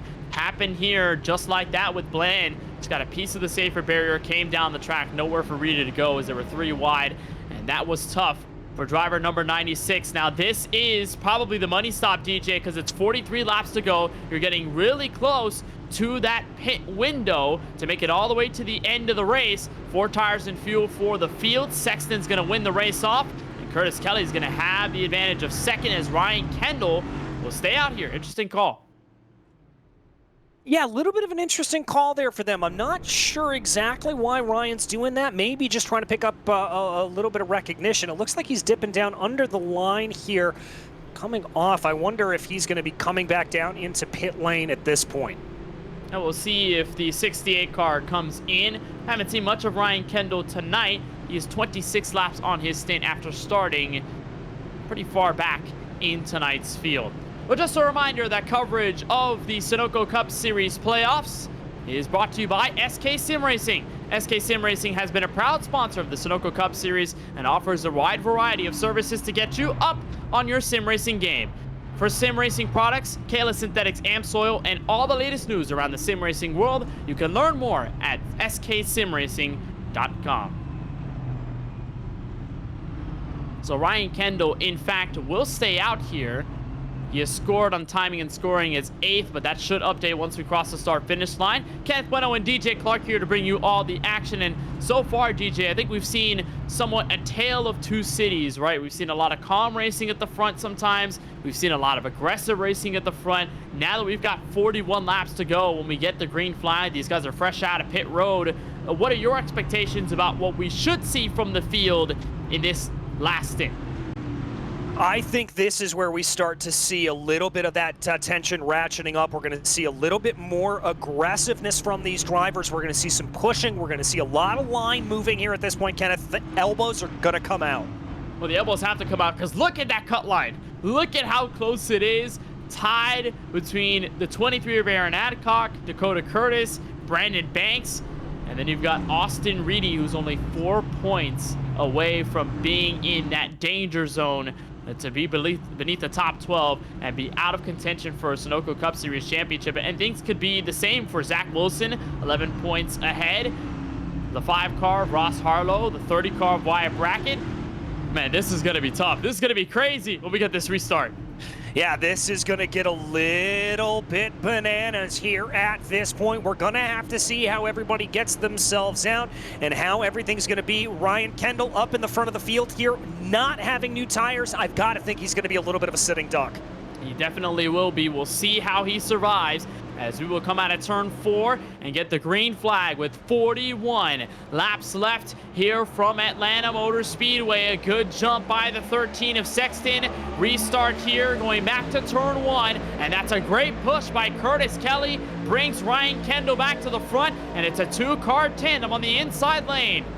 It's a 2-car tandem, but they don't have a whole lot of support there from behind. They definitely need it. They need Kip Easley to try to close that gap there, as do Brandon Banks. It looks like they've been able to do it, and now there's about a car length gap in between themselves as they go. Looks like everything sorted itself out. Solid pickup by the inside, so they bring themselves together to bring the 71 and the 68 back up to the front after that slight charge by the 0G Ford Mustangs that are on the outside of the racetrack. They'll get back to the side of Ryan Kendall Chevrolet in turn 1. Gary Sexton looking for the lead, but the distance rather large between himself and his teammate. Now here comes the push. Sexton back to the front in turn 3. Yeah, here they go. Sexton's going to hold on to that lead. Ryan Kendall, I've got to think here is going to be a little bit of a bottleneck on the rest of these cars. I've got to think Curtis Kelly's going to want to try to get by him as quickly as possible if he's not holding him up all that much. And if you're Curtis Kelly, though, DJ, what do you try to do? Are you going to try to put him in the sucker hole? Is there a smart way to sort of politely move Ryan Kendall out of the way? It's basically put him down into the sucker hole, dive down into the inside and put him into the middle. That is the only way I think you're going to be able to do it. You don't want to be able to be causing an incident here. Well, Kelly's going to have to be patient on the back end of that 68, who seems to be holding his own as the only driver to stay out. Last time we had that caution flag when we had those pit stops that happened not too long ago, but now it's going to pose a really interesting scenario. Caution flag is out, though. Cars around in 1 and 2. That's Brad Fulham and Chris Progar. It looks like Zach Wilson just barely got away from that. Maybe a bit of damage on the Toyota Camry, really close to that incident, and the caution is out again. Yeah, caution is out again here at this point. Let's go back and take a look at the replay, trying to diagnose exactly what happened here, Kenneth. And look at this turn 1 and watch the inside of the racetrack. Bam! Brad Fulham into the outside wall hard, brings Bill Schoon over with him. And then Chris Progar, you look at the 51, Zach Wilson, so he did pick up some damage. He was a part of that incident, full stop. Austin Reedy having to slow down. He had some right front damage. And this is the hardest hit we've seen all night long, DJ. Look at the 14 and the 19, the contact they'll make here. Yeah, just a bad push there from the 14. Going to absolutely spear the 19 up into the outside wall. There you see that contact, and that's exactly what we talk about when we talk about the big one. Multiple cars there with just absolutely nowhere to go, plowing into one another. And the 2 playoff drivers that are caught up in it, Austin Reedy in the 96 are taking a look on board with him now. The number 51 of Zach Wilson, who we saw was 11 points to the good. This is not going to help. Look at all of them get stacked up. The 96 gets some right front damage out of all of that. And this night has gone from pretty decent to now pretty bad. Let's look at it from Wilson's perspective out of turn 4. You'll see this all cluster right in front of him, and he's got nowhere to go, DJ. Again, product of the Superspeedway racing plus a narrow track surface. You've got nowhere to go. Yeah, absolutely nowhere to go, and it's not like he was able to sort of back out of that and find himself in a little bit of better situation. He was just a hapless passenger there as you see the field scattering down the backstretch as they try to back off a little bit, but you've really got a feel there for them. tough break for all those involved, including those in the playoff fight, and we'll get that update on the point standing. So here it is. Brandon Banks is still in that tiebreaker with Dakota Curtis for the last spot into the round of 12. And for Wilson, it did jump up to 17, but we're going to see that continuously update. And with the fact that Wilson and Reedy were involved in that incident, should also change the game. You look at playoff drivers, though, around Wilson, who's in 25th. Garrett Brown is in front of him. Justin Erb, Mario Morendi. Look at all those guys who are around. It seems to be that's really what is evening them out. But it's getting really scary because, I mean, DJ, 36 laps to go. Race is winding down. If you're that close to getting to the round of 12, you need to make sure that you do not encounter any more trouble for the rest of this race. And it's an easy thing to ask for, but it's a hard thing for it to be officially granted. Yeah, very much so. You've got to absolutely be praying here at this point that you're not going to have anything fire off in front of you. You want to stay clean and green. I think especially for a lot of these drivers that have found themselves up into the leading positions here of this race, they do not want to find themselves getting multiple yellows, because that's just going to allow for multiple drivers to be able to insert themselves into the equation. All right, well, let's bring in driver 51. Quick comment here on the recent yellow. And Zach, I know unfortunately you were caught up in that big crash in turns 1 and 2. Just talk us through what happened there. Yeah, I mean, tight track. It looks like there was a checkup on the inside line. Someone got turned up the hill, really nowhere I could go. Don't think it's hurt. A little bit of cosmetic damage. Motor's still good. So just a product of my own fault. You know, got sped on pit road on exit there. You know, lost all the track position I had made up. I started around 20th and then driven up to the lead there. So we're going to keep fighting and hopefully finish this thing out a little better than what we started. Well, we certainly wish you the best of luck and know that the Toyota Camry's a little banged up, but you still got a good spot in the playoffs, and we'll see what we can do here in these next 35 laps. Go get him out there. Yeah, no doubt. Just going to send it. So that's Zach Wilson, driver of the number 51. He will restart 27th. And he will be behind Parker Bland, Justin Erb, those guys slightly outside of the top 25 as we look back up to the front. Steven Stepien and Gary Sexton, boy, have they taken over this race. In the last 20 or so laps, they have been basically attached by the hip as Zero-G teammates. They've got control of both lines, heading for turn 1 on this restart with 34 laps remaining. An early jump by Gary Sexton. It's going to stack up that outside lane as Stepien was forced to go a little later than he expected to. Top 2 have broken away. They move up to the top of the racetrack. Shoemaker tried to look for the lead, but to no avail, and here comes Stepien with a push by Lawson Peel. Yeah, and crucially, they've got about 3-4 cars there locked, jammed up behind him. That's Joseph Mahar, as well as the number 8 there of Kip Easley. That's going to help him. And now that's Gary Sexton recognizing where that momentum is and moving up to the high line. And look at the smart move there by Stepien. Slightly pushed Shoemaker out of the way and said, I want to be with my teammate at the top of the racetrack. So Stepien playing some strategy there physically at the front of the field. Shoemaker's going to get picked up by Ryan Kendall. Curtis Kelly stays as the playoff driver, trapped third on the inside lane as Sexton takes control of this race. DJ, mirror image of what happened earlier this season. Cars around on the back straightaway. Colin Forrester is one of them. Miranda's going to spin on the apron. He's got some others with him. That's Casey Knighton in the 84. And the caution waves once more with 33 to go. This time, 2 more playoff drivers in trouble. As we keep having more and more of these incidents, we keep getting more and more of these playoff drivers coming back around. Here they come. This is not good for them. A little bit of 3-wide action. Looks like there, the 31 just got caught on a checkup, and that spun him right around. Yeah, it looked like, DJ, that was the same thing that happened with Parker Bland and Austin Reedy. Just car gets into the wall, backs up the driver in front. They get together. And all of a sudden, you've got a car or 2 going around. There's the hook to the 99. As Forster goes sideways, it should be minimal damage, so the 31 will be able to continue. But think of it again. Started tonight's race on the pole and now has been trapped in the back. Miranda has had a pretty tough race tonight ever since getting hip checked by his teammate and then going for a slide on the infield grass of the quad oval. Here's a look from Logan Sturgeon, driver number 26. Yeah, Logan going to try to hold on there. You can just see the carnage absolutely playing off from behind him there at that point. This is going to slow us back down. Again, 31 laps to go here. I don't think we're going to see anybody coming down into pit lane. But, yeah, this is definitely going to raise the stakes here as we get less and less laps. Watching with Parker Bland here, you can really see that carnage. Great avoidance by Parker. Well, moved out of the way, got out of the way of the 30 car and the 75. Wyatt Brackett, Chuck Feltz.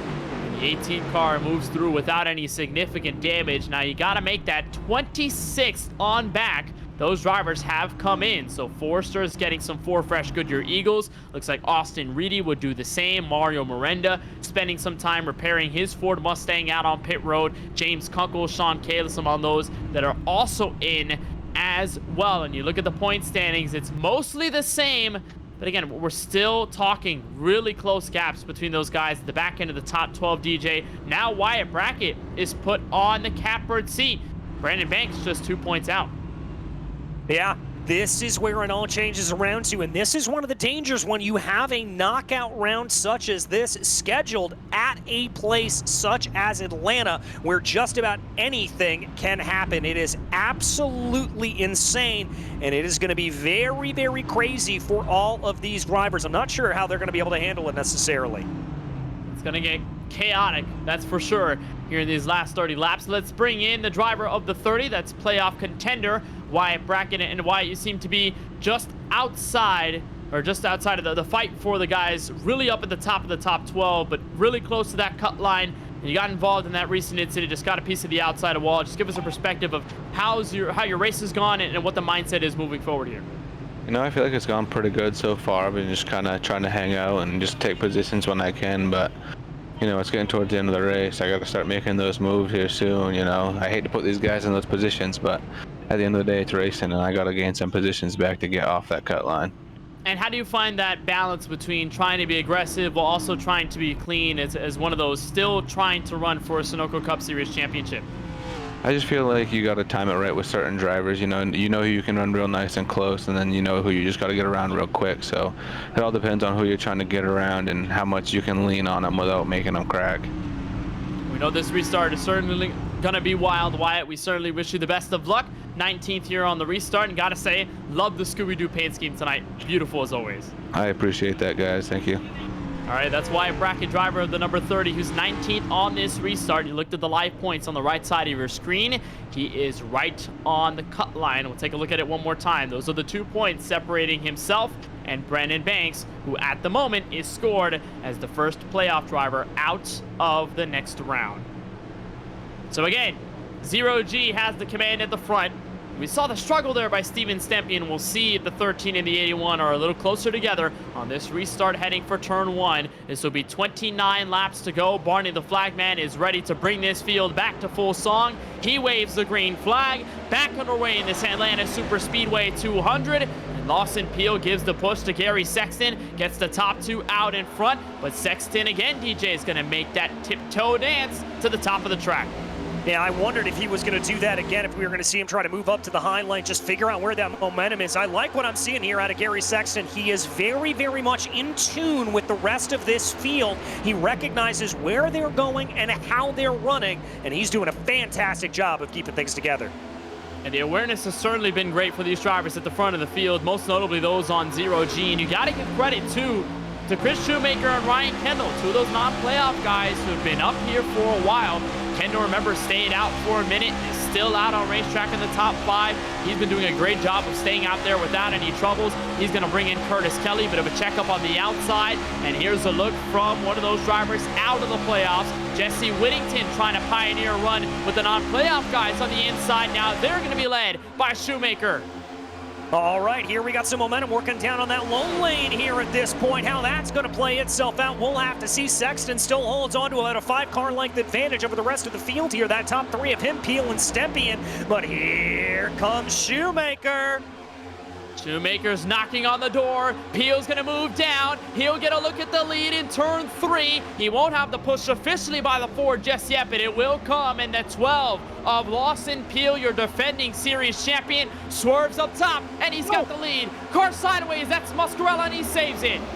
Barely able to save it there. Good catch, and there was also a little bit of contact there with Joseph Mahar and I believe Steven Stempian, so good heads up there. The number 30, though, right in the middle of everything here as he's trying to make that middle lane work early on. They got to be really careful. They're 3 wide, a couple of rows deep. Now they settle it through. Justin Winters has been sort of threading it through the middle on these playoff packs. You look at Austin Reedy, Mario Miranda, Colin Forrester, Zach Wilson, and of course Wyatt Brackett. As aforementioned, we've seen all of them in the middle and even outside, inside of 3 wide action. They're really going to have to make sure they can survive the next 25 laps without an issue if they go 3 wide again. Lawson Peel has a move up to the front. He's got the lead. Sexton in second. Stepien rounds out the top 3, and Chris Shoemaker trying all that he can to make the inside line work.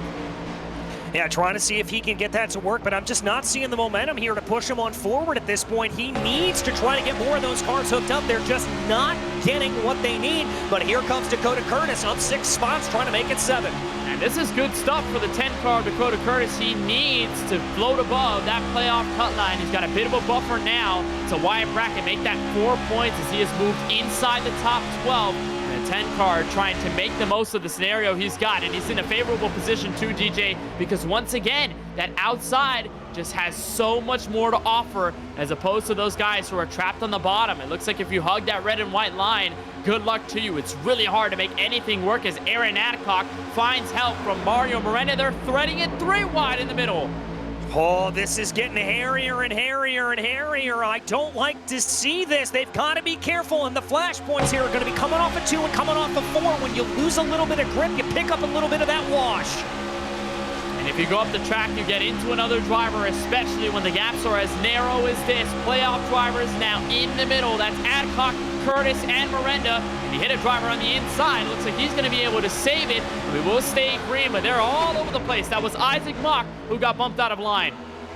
Yeah, Mock going to get bumped out of line. Almost contact there in the middle of the pack right there between the 10 and the 99. Luckily, they're able to avoid it. That's the 5 diving down to the low line. Ross Harlow said, I've had enough of that, and I want to get out of it. Well, the last thing you want to do if you're Dakota Curtis is wash away all of the advantage that you had just built up by gaining track position, and he got really close to chopping off the front bumper of the 94, Jesse Whittington on the inside lane. A look on board from Zach Wilson in the 51 as they're 3 wide in front. You see Miranda there, that green and black Mustang in the middle. Now he's going to bring himself there. Still 3 wide, multiple rows deep.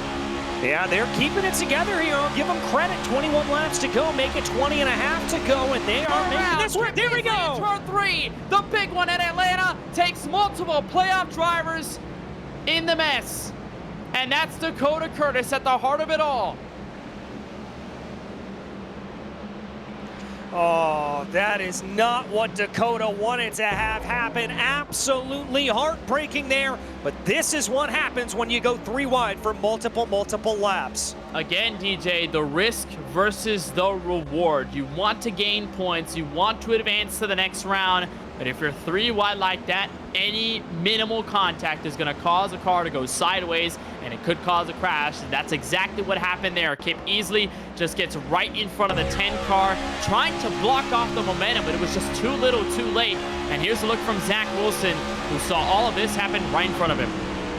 Yeah, really and truly did. Wilson just tried to dive on the binders there. He's lucky to be able to get out of that as he stepped on the brakes, able to slow the car down, move his way down to the lower side of the track. My goodness, here they go.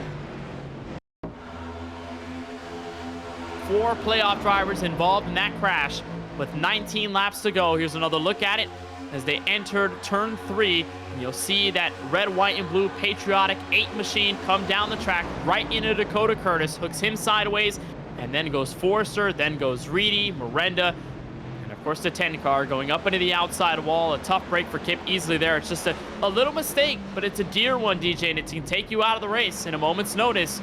And Easley had been running so well up until this point, picked up a good amount of stage points tonight, and now is going to be on the back foot as many of the playoff drivers have hit pit road. Yeah, and I think that's a pretty good call there for him at this point. Come down into the pits, try to be able to get that extra set of boots to make sure the car is going to go as quickly as possible here and make everything work as well as you can. I like that strategy call. A lot of them also taking damage repair, and you look at the points on the right side of your screen, and that gap that Dakota Curtis had to the good is now to the negative, -10. He is the 2nd car out. Garrett Brown now has a chance to point his way in to the next round that will happen at Texas Motor Speedway next week on July 16th. So a pretty chaotic race here from Atlanta Motor Speedway, DJ. I don't reckon that we will see a caution-free race to the end. I feel like that we're probably going to end up many more cautions down the line, and maybe green-white checkered attempts to extend this race. Yeah, I don't think we're going to be able to escape here caution-free at this point. I think it's almost inevitable with everything that we have seen that we are going to have a couple of more cautions here with only 18 laps to go. Hopefully we'll be able to keep it clean and not have to go into overtime here with a green-white checker, but the way things are going, I'm not so sure. The nerves are high, and I can imagine they're probably high for driver number 16, Garrett Brown, who's 3 points out, still has a chance to get into the round of 12. Garrett, first of all, thank you for joining us in the booth. Just talk to us about how you're feeling as this race winds down with a still possible chance to make it into the next round on points. Yeah, thanks for having me, guys. I'm a little concerned with the chaos that's happening. So many rows of 3 wide, and people don't hold it completely straight. So it gets very dicey in the corners here. So it's just a matter of when, not necessarily if, and then just a matter of wreck avoidance and hoping the cards fall right. Do you imagine that we're going to see some more yellows before this race is over? Yep. I do. I bet we'll have a green-white checkered. At least 1, maybe 2, maybe 3. All right, well, best of luck, Garrett. We'll let you get back on there on track. Go get them with 17 laps to go. Thank you, guys. That's Garrett Brown in the 16 car, driver for Prestige Worldwide Racing, looking to continue a playoff hunt. He's a former Superspeedway winner. That happened at iRacing Superspeedway. That was an all-star race, but Garrett Brown knows a thing or two about running well at these larger tracks. Green flag back in the air. This time it's defending champion Lawson Peel at the helm of the ship. Gary Sexton goes for the immediate block on Chris Shoemaker, heading for turn 1, and DJ, there's no outside line in 1 and 2. No, there's absolutely nothing. Gary Sexton absolutely moving on it, and now he is going to hook up to the rear bumper there of Lawson Peel. And look at that, Shoemaker left out to dry down on the low side. Well, here they come on the top, the 4 car, left 4 dead. And you look at the distance there between that first and second pack. Ray Rogers now trapped in the middle. Austin Shoemaker getting pushed by Brandon Banks. Mario Miranda ducks out of line on the apron. They're almost 4 wide, heading back to turn 1. Car sideways, and it's Miranda again on the apron. Oh, taking another trip through the grass there. That's going to send it back down through the order into 28th position. Oh, that is so tough for that 99 car. Every time he finds a sliver of hope, he ends up in a position where he gets put to the back of the field again, with the same scenario happening once more. As the battle for the lead settles down, Gary Sexton and Stepien, a big push from Stepien, and that almost got the 13 into the 12. It's going to stack them all up. Sexton with a big block on the inside. Oh, big block there on the inside. Gary is driving full elbows out here at this point. He is going to be so aggressive. He's not making any friends at the front of this field. I mean, he was not in control of that whatsoever. The 81 had a big run, did not ignore it, shoved the 13 almost into the race leader. But it all works out in the end. The 0G cars still stay afloat at the front. 14 laps to go. There's the gap for the points. 8 points separating Dakota Curtis and Brandon Banks for that last spot of the round of 12. We'll keep an eye on that as Garrett Brown has been staying around the top 20 or so. It looks like he's fallen back to 26 with all that's been going on, as they were almost 3 wide in the mid-pack. Yeah, almost 3 wide, but it looks like they've calmed that down a little bit more. We're not seeing nearly as much craziness as we did the last time, so maybe we're in a little bit of salvation running here for the moment. Yeah, we might be, but again, things might turn up in terms of the intensity, and guys like Gary Sexton are willing to turn the heat up whenever necessary, especially when it comes down to going for the race win and a ticket to the next round. But that inside, again, struggles to pick up any momentum. The organization just way better at the top of the track. Now the question is, does Stepien try and float down to the bottom and give support to his teammate? Well, we'll have to see just how much that's going to play into it here at this point. Stepien looks like he's locked in his own battle right now, trying to push Peel as far ahead as he can. Joseph Mayar, also count Ryan Kendall. We got to give credit there to Kendall. I did not think he was going to be able to make this work, but my goodness, he is. 57 laps, DJ, he's been out on track. He still hasn't pitted since when he stayed out and had the race lead, but he's done a great job of being in the pack, staying clean, and holding his own. You'd expect him to drop back like a fly in the field, but he has stayed where he's at. He's got a chance at a good finish from Atlanta. Yeah, he certainly does, and a good finish is going to be something to walk away from here with as much calamity as we've seen up through the field, but it's still looking relatively calm. One driver there in the middle trying to make 3 wide work. Wilson into the wall, big crash, and up in the air goes multiple cars. That's the 51. And that's the biggest crash we've seen all night long. Wilson getting some air time on the fence in turn 2. Caution is out. Oh, man, here it comes again with 11 to go. And I said, right as I said, we were seeing drivers going 3 wide. This exactly happens farther back down in the field. There you see the dive down into the inside and just a little bit of back and forth in that hard lick for Wilson up into the wall. And that's in between 2 playoff drivers. Aaron Adcock on the outside, Wyatt Brackett on the inside. Curtis Kelly, who dropped off, got a piece of that too, and the 51 was on top of the safer barrier for a good 5 seconds. Here's a look at Kelly. Oh, that's not pretty. Flat underbody. Yeah, thankfully, once again, we are racing in the virtual world here at this point, and there is no safety to be worried about there with any of those drivers. So thank goodness for that. Thank goodness, 100%. Wilson almost got sent to the Podium Esports space program there at that point. As there's Dakota Curtis. He got hooked at the last second and goes hard into the wall. That's Alex Muscarella in the 48 machine. And the playoff drivers continue to find some poor luck. And Wilson tried his best. I mean, the aggression stepping up at that point, that's probably what you have to do if you want to go for the race win. But the door just shut a little bit too late. And again, it's so narrow here at Atlanta. You make that bit of contact and the space narrows up. You've got nowhere to go. And Wilson just went back and forth, back and forth, back and forth until there was nowhere to go but the wall. For Wilson, that's going to be a big hit. We'll see how that affects him in the point standings, but Wilson not going to be happy with that crash. With 8 laps to go, he came into this race 4th the last time we were here, and now going to end up possibly in the garage.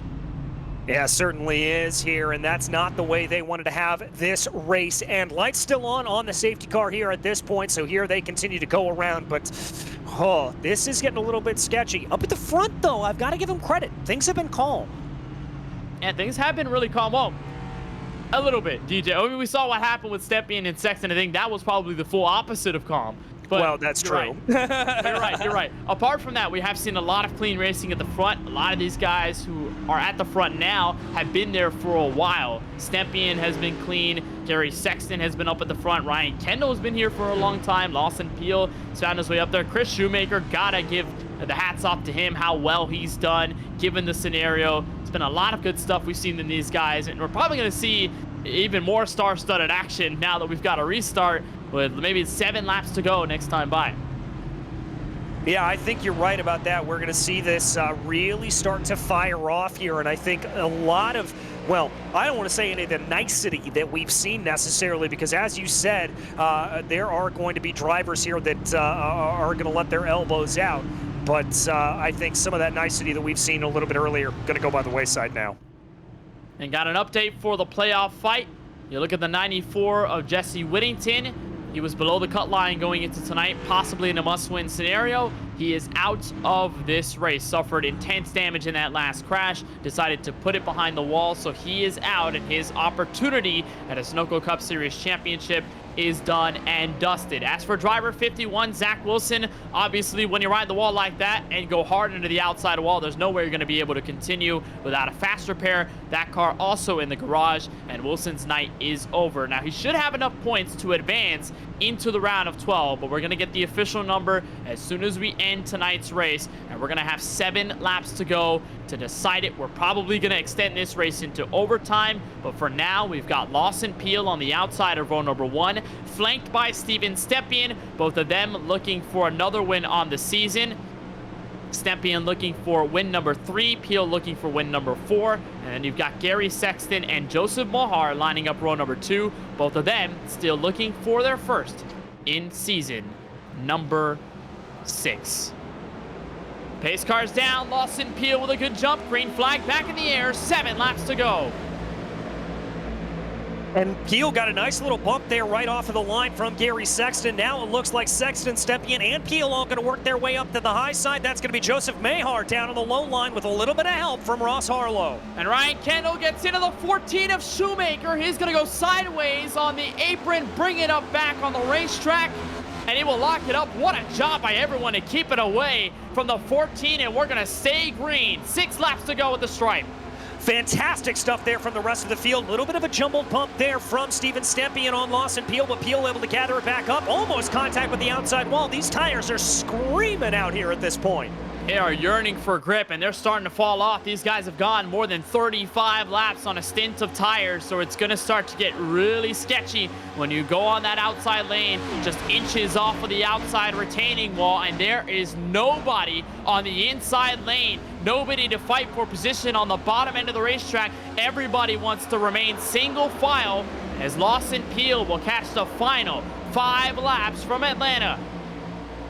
Here they go. Here they run. Let's see if anybody's got anything for Lawson Peel at this point. Stepien going to give him a nice little bump down the back straightaway. It's still Peel, Stepien, Sexton, Harlow, and Shoemaker, your top 5. But here comes a run down on the low side. Top 4 all playoff drivers, but now it's going to get crazy. Chris Shoemaker with Joseph Mahar. They're going to find themselves on the inside. They're going to bring Wyatt Bracken with them all the way at the bottom. But we've seen them so many times, DJ. They have been the pioneers down low, but they have not been able to work. They need more guys down there, and nobody's willing to help.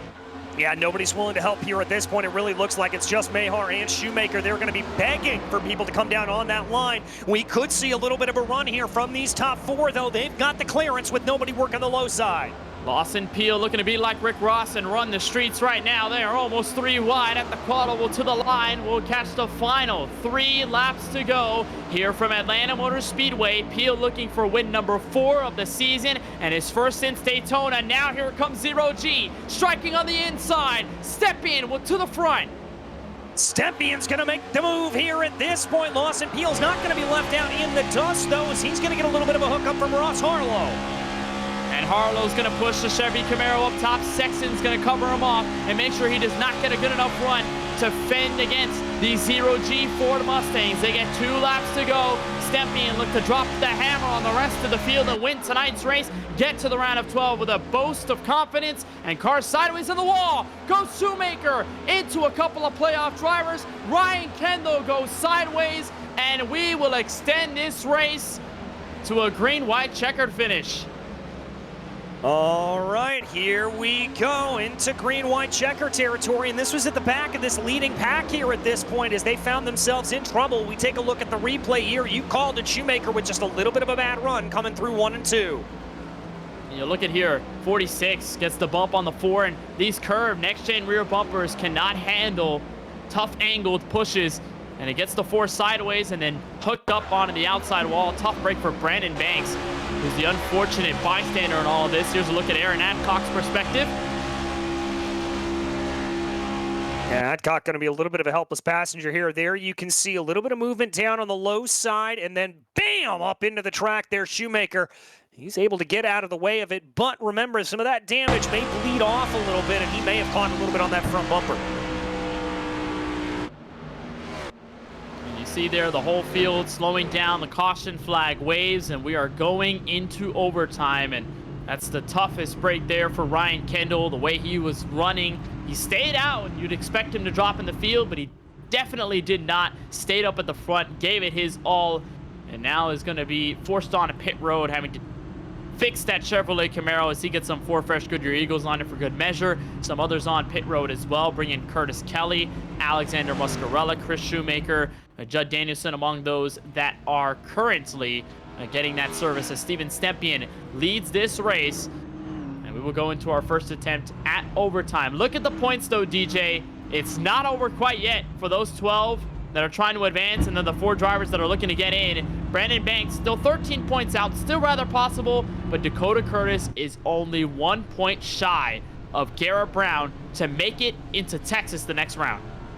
Yeah, indeed. That's going to be very, very interesting. We're going to have to see if they're going to be able to move their way up in that number 10. He only needs a couple more positions, and he may be able to pull that away. And what a comeback it would be for Dakota Curtis, getting caught up in 2 crashes late in the going, and to come back with all the attrition we've seen, and to have a shot at winning the Sunoco Cup Series title, and to move forward into the next round. It's always step by step. And Curtis is almost there. Garrett Brown, off of our producer Ryan Bauer, just told us he is P13 on timing and scoring. So these guys rather close, as Dakota Curtis is back in 18th. So it's only 1 point, 1 position that Curtis needs to gain, and only 1 spot that Brown needs to fall off for that 10 car to have the tie break. All right, so there are your scenarios. Lights are off on the safety car. We are ready to go for our first green-white checker attempt. Quick thoughts before we get the green flag? Hope and pray that we're going to be able to keep this thing nice and clean. We've seen a lot of shuffling around, and remember here the rules on iRacing, that if you get that white flag, next flag will end it. And of course, even if you crash on the white flag, it will not matter. It's whoever crosses the line. Last time we were here, we had a wild finish at the end, and our winner wasn't decided until many minutes of patiently waiting after the checkered flag was waved between James Conco and Curtis Kelly. That was the situation on race number 1 of this season. But at race number 15, do we have a different story? We might have a different winner. Gary Sexton, who was spun from the lead in this race at the beginning of the year, now has a shot to get to victory lane for the first time this year at a track that he was so close to winning at this year in race number 1. Stepien looking to get his first W since Gateway back on June 4th, when that also came down to a green-white checkered finish. Lawson Peel stole the race at Daytona in the last couple of laps not that long ago on June 18th. Ross Harlow looking to grab his first win since Richmond on April 2nd. So many different scenarios, but the same can be said for all 4 of them. In the first 2 rows, they're all playoff drivers trying to get as much momentum as possible for a championship in 2023. Pace cars down, our first of 3 attempts at a green-white checkered underway. Looks like a pretty good jump there from Stepien. Thought about jumping up to the high line to block off Sexton. Now he's going to fully commit to that move. That's going to leave Lawson Peel, and it looks like Wyatt Brackett, that's a name we haven't called in a minute, down on the low side. This is good stuff for Wyatt Brackett, who was so close to the elimination cut line all night long. Now has a chance to bring the Cartoon Network Chevrolet to the win, but once more, the outside has the run. Worth of note, and it turns 3 and 4, Stepien and Sexton will look for the white flag from Atlanta. Here they go, white flag in the air. The next flag will end it. It's a race to the line, Kenneth. In turn 1, here comes Ross Harlow. The first time we see the 5 car at the front of the field. He will have help from the 12 car at turn 2, and the back straightaway they wiggle 3 wide on the final time for turn 3. 0G versus the sea of Chevrolets on the bottom. Harlow has the momentum. Here comes Stepien. Final time out of 4. Sexton, 3 wide to the middle. Photo finish, and at the line by 5 1,000ths of a second. Give it to Gary Sexton. My goodness gracious, absolutely splitting the difference there on him. Incredible stuff from Gary Sexton. One of the closest finishes we've seen all year long, and for the first time in his Sunoco Cup Series career, Gary Sexton wins. There's Stepien to give him the congratulations. Ross Harlow on a hard-fought 3rd place finish. But the 13 of Sexton DJ was so close to winning this race at season's beginning, and it all comes full circle. This 13 will burn it down on the start-finish line and brings you tonight's Sunoco winning moment. More high-performance racing engines rely on Sunoco race fuels than all others combined. And for over 50 years, Sunoco has been fueling the top race car drivers around the world with high-quality performance fuels they can trust to power them to the checkered flag. Sunoco, fueling victories from track to tank. DJ, what a win by Gary Sexton. Started this race 10th and has been aggressive and didn't hide his motive in this race. Knew that he was going to be aggressive, knew that he was going to be at the front, and wasn't afraid to make those moves to gain position or to block other drivers. And it all pays off at the end. Gary Sexton gets his first career Sunoco Cup Series win. Yeah, indeed he does, and that's going to feel particularly sweet there for him. Absolutely aggressive driving there for Sexton, but really good stuff to see. You absolutely love to see it there for Gary. I'm very, very happy for him here tonight. And you look at the right side of your screen, those are the unofficial point standings. The cut line is -5 for Dakota Curtis, so he looks like unofficially he will not be allowed to continue in the Sunoco Cup Series playoffs. It looks like his chances for a championship are all said and done. However, we will get official word from the league owners and by race control, but that's what we have for now. Dakota Curtis out by 5 points. DJ, let's take a look at this last lap. What a run for the 13. He's that second car on the outside lane. Yeah, he just held it back here at this point, waiting, and you look at him there, and I frankly thought at this point it wasn't going to be a good run for him. He's up on the outside, gets a little bit of wiggle there off of Stempian, and then just dives it down the hill. Brilliant stuff. And that's last second, too. You'd expect him not to get to the front, and that's the difference at the stripe. 5/1000ths of a second between the two 0G Ford Mustangs. And that's what you call making the right move when the door opens. And Sexton busted in the door. And that 13 car heads to victory lane. What a finish by Gary Sexton. Winner for the first time in the Sunoco Cup Series career for him. We will take a moment and step aside, and we'll recap everything for our post-race coverage here on Podium Esports from Atlanta. Janice.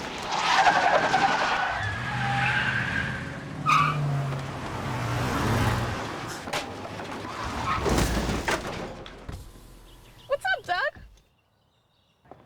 Hi, Cheryl. What got into you? At Sunoco, we know how to fuel peak performance. We've been doing it for American racing for over 50 years. Fuel your best. What I'm really proud is that I own MPI, the steering wheel company, and I'm building the steering wheel. This is my creation. This is yours? Yes. It's sexy. The steering wheel, it's a very unique thing. It's shaped on the hand of Scott Dixon. His hand. Yeah. This grip has 27% more grip feel than suede. Scott in the race is gonna make less effort when he drives. When you're in the car, it's like lifting, it's like having 40-pound dumbbell like this, maybe more in the car. For how long? 3.5 hours. You know, average heart rate in the car, never below 150. Never below 150. You need to be a real athlete to drive. Yeah. They exercise every day. So this is my creation. Amazing. And we did. Fuller. Yeah. Needed F-150 for Smith build. Got it. Yesterday. I know. Don't forget my BMW. Gotcha. Check this out. All the major online automotive sites in one place. BMW, done. F-150, done. How's he do it? I can search nationwide, even those classified sites. Auto Tempest, all the cars, one search. That's how I do it.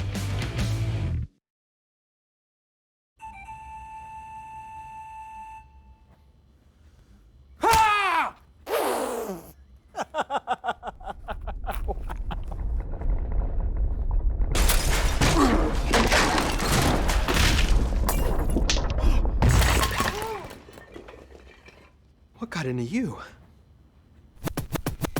At Sunoco, we know how to fuel peak performance. We've been doing it for American racing for over 50 years. Fuel your best.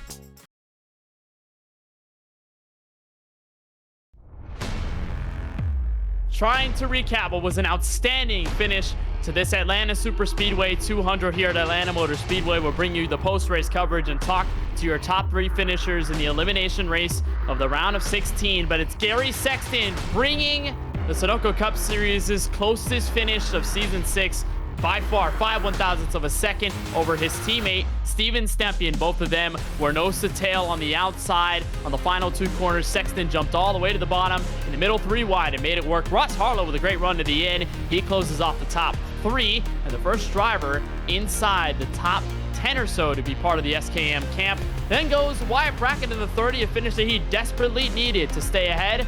inside the round of 12 to make it to Texas Motor Speedway next week. Isaac Mock for Niger Motorsports impressed all night long. He brings the 47 car to a top 5 position finish. Prestige Worldwide Racing represented by Garrett Brown, who at this moment is unofficially the last driver in to the round of 12, 16 car for the top 10. Aaron Adcock, the winner at Dega earlier this season, he comes home in 7th. It'll be 8th place for James Kunkel, 9th place for Mario Miranda, and rounding out the top 10, DJ Clark. It's the 46 of Joseph Mohar. Coming home in 11th place, it's Chuck Phelps, who drove a very good race there, up 26 positions on the day. And then it was Kip Easley behind him. Then looks like Sturgeon, who was also up a big amount there, up 20. Lawson Peel in 14th, followed by Justin Erb. Dakota Curtis in 16th. We are getting results there that it does look like Dakota has missed out on that cut line, unfortunately, so he is not going to be advancing in the playoffs. 17th place is Muscarella, followed by Casey Knighton, then Ryan Kendall, whose tire strategy did not play out in the end, and Austin Reedy rounds out your top 20. 21st will go to Austin Shoemaker, driver of the 14. Parker Bland in the 18 comes home in 22nd. 23rd goes to the defending winner of this race, Curtis Kelly, in the 71. Ray Rogers started 31st, but he ends this race in 24th. Justin Winters in the 88 car comes home 25th, and he gets to the checkered flag as the last driver on the lead lap when we get through the lap machine, starting with Chris Shoemaker 4 laps down in 26th. Not reflective of the night he put up altogether here at Atlanta, was at the front for a majority of it, then got caught up in a crash with 2 laps to go to bring us to our first and only attempt at overtime. 27th will be the 7 car of Chris Progar. Brandon Banks will be 28th. It looks like he will also not be able to continue route to the Sunoco Cup Series Championship as he's eliminated tonight. Zach Wilson in the 51 went on the rails on the outside wall in turns 1 and 2. He disconnected from this race 15 laps prior to the end of it. He's 29th. Jesse Whittington will also be eliminated from playoff contention as he rounds out the top 30. Pole sitter Colin Forrester had a sour end to tonight's race from Atlanta Motor Speedway. He finishes 31st. Bill Schoonover is 32nd. Brad Fulham 33rd. 34th to Sean Kalis. Top 35 for Justin Reeves in the 6th. And then go the final 2 drivers in tonight's 37-car field, Richard Swavely and Judd Danielson, driver of the 85 car. So those are your unofficial results. Here in Hampton, Georgia, we will head to Victory Circle where we are joined by Gary Sexton. Gary, for the first time, you are a Sunoco Cup Series winner. I have to imagine it must feel absolutely incredible. Yeah, it does. I think my camera might have died at the end there, so I don't know if you got me on at the finish, but I was pretty excited. It's hard to win. It's hard to win anything, really. I mean, I feel like I've had a really good year racing up front. Just things happen. Maybe not aggressive enough, too aggressive. Just things haven't shaked out, especially on the plate tracks. I know that's like, or the super speedways, that's like my thing. I really feel like I got that figured out. So it was nice to finally close one out. I did not, heading into 3, I was full commit to Stimpy, and Ross kind of opened, he kind of drove to the bottom to get away from Stimpy's side draft. And as he did that, I had a pretty decent run there. I was like, well, I at least going to try to get to the middle here and see what happens. And when the middle opened up, I just went there and squeezed it out. It's a good win. It feels good. It was, we led a lot of laps, and yeah, man, we won a race, and it's in the playoffs. So that's cool. I don't know what to say. I'm pretty excited. No, I mean, I definitely understand that you're probably speechless right now just because of the way that this race ended. A 5 1,000ths of a second finish, I believe the closest finish we've had in the entirety of this year. But I want to turn back the clock. Let's look at race number 1 at this very track where with 22 laps to go, you had the race lead. Winding down the laps of the race, you get turned on the back straightaway, and your chance for the win is over. Does this race and this win feel more satisfactory given the history that you've had at this track, or is it just satisfactory no matter the cause? Yes. The answer is yes. It does feel good. That first race of the year, it was kind of the same thing as tonight. We were up front most of the time. I qualified a little bit better tonight than I did that last time here. But yeah, just it's so hard to pass here. So being able to stay up front and not have any mistakes or get caught up in anything at the front, big hats off to everyone racing up front that made that able to happen, because the racing up front was great. I don't think we ever had like a big wreck come from the front of the field, or any wreck for that matter. So that helped, put the wheel in my own hands and help me maintain my own destiny there. But yeah, it's certainly satisfying. I mean, it's just great to finally get a win period in this league. Like I said, I'm pretty decent on the plate tracks. Like I know I have a shot, definitely have a shot to win there. There's some really good guys in this league, but I feel like I could win anywhere else too, just given the right circumstances. I think my biggest thing is I struggle with, again, like when to be aggressive, when to save tires, and I think the more I just got to crank my aggressive meter going through the rest of the season here, and yeah, we'll hopefully we can get a wheel situation figured out. I'm going back home for a couple weeks to visit my parents and stuff. So I'll bring my stuff with me, but hopefully we can get something figured out so we keep going in the playoffs. Yeah, hopefully so. And speaking of moving forward in the playoffs, you've got two interesting tracks ahead of you: Texas Motor Speedway and Intermediate Oval proper, not a 1.5 mile super speedway. And then you've got Pocono Raceway, 2.5 mile triangle. What are your thoughts on those two tracks, and how are you going to try and have a plan of attack for those two? Texas is, that's another weird track. I think saving your right front is going to be massive going into Texas. Anyone who can, especially if you get a long green flag run, anyone that didn't overdrive entry into one, did their due diligence to stay out of, being too aero tight behind guys in 3 and 4, because 3 and 4 races a lot like Atlanta here, where it's, you're pretty much wide open. You got to just lift a little bit, but gets super aero tight. So that would be my strategy, is working on just maintaining my right front, trying to be there, if we have a long run.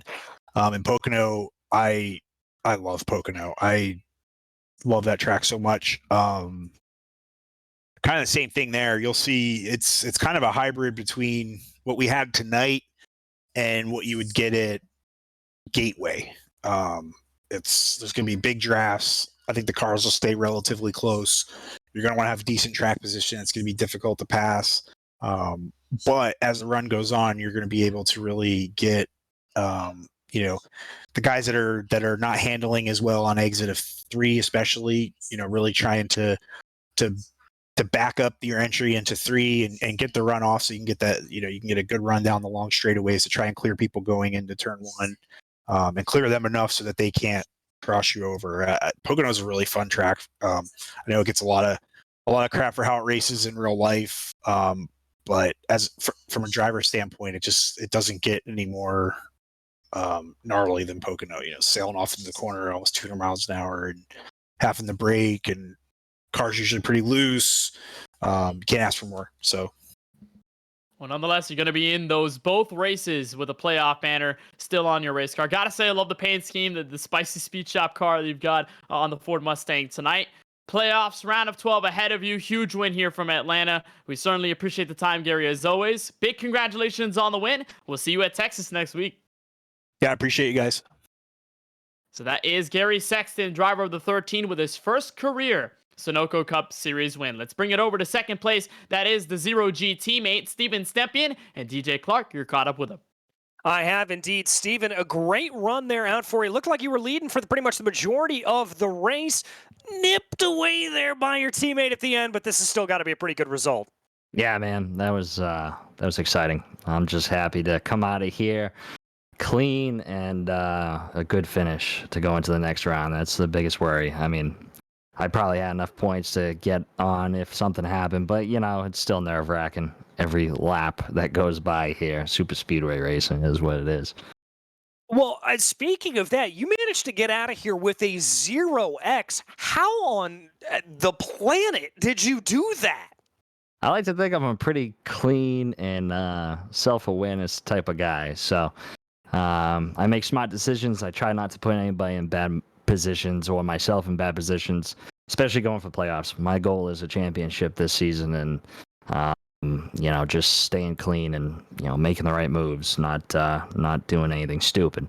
But that's been how I race in general. No matter what league I go to, what car I go to, I try to be as clean as possible and make the right moves. And being up front helped a lot. I mean, I think if I was in the middle of the pack, I think it would have been a different story. But being up front and Lee in the race, good majority. At least I beat Gary in something today. I beat him in laps led, so that's a positive. A positive indeed. As we do turn the page to the next couple of tracks, we look at Texas, we look at Pocono. Any apprehensions, any excitedness for either of those? I'm actually really excited for Texas. Pretty strong there. Ken's watched me battle Lawson there in another league not too long ago at Texas, and I just have a good sense of that track. Pocono, I've had a couple of wins in different leagues, not with the next gen yet. We'll get there. They'll be coming. But I'm excited, man. The rest of this schedule is in my wheelhouse, and I just got to make the right decisions and be smart about it. And I'm pretty pumped about the remaining schedule here. So I'm looking forward to it. Well, we're looking forward to being able to call it here. Steven, anybody you want to give a big shout out to here today before we let you go? Yeah, obviously you guys, the work you guys do week in, week out, man. I'll tell you, I try to look at the race while I'm at work Monday, trying to sell some cars and watch some of the race. But you guys, for the work you guys do at Podium and all the admins here at Sunoco, they do a fabulous job. And my beautiful wife out there lets me do this every week, and my baby boy who turned 2 this past week, and my dad with all the support every week, in and out, always supporting me and all the fans out there. And if you guys want to catch, I'm gonna give a shout out real quick to my podcast tomorrow night with the drivers. It's a little round table, basically virtual round table that we do to talk about tonight's race, and look forward to next week. So we'll see that on Twitch, on my Twitch channel. Indeed, I'll have to be able to check that out. Steven, congratulations again, and happy birthday to your baby boy there, being able to celebrate this weekend. I appreciate it, guys. You guys have a good one. We'll see you at Texas. All right, that was Steven Stempien, your second place finisher here tonight, Kenneth. Big happy birthday, and of course, shout out that Drop in the Hammer podcast. That's going to be on 9 p.m. Eastern tomorrow night, so they'll have that virtual round table. We'll talk to the driver who comes home in third, and that is SKM's Ross Harlow. And Ross, you were kind of in the shadows for a lot of this race, in and out, top 10, top 5. You made a run for it in those last 2 laps, and that was a hell of a fight to go for the win, wasn't it? Yeah, man.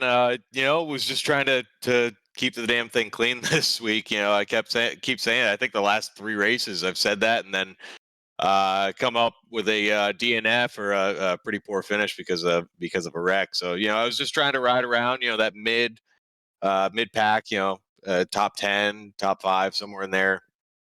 And just not get too aggressive too soon. Just hold that line, and then just started taking the gaps as they came. We got to 10, 15 to go. Just kind of took a couple. Got a real good restart, the second to last one there, and was able to put myself into a good position at the end. A clean race car goes a long ways when everybody else has been bouncing off the walls and each other and God knows what else. So, got a little scary off of 2 though. I mean, I was fully sideways there with Lawson pushing me and Wyatt pushing him. But yeah, it was just get to the finish and figured I'd make a good run for it.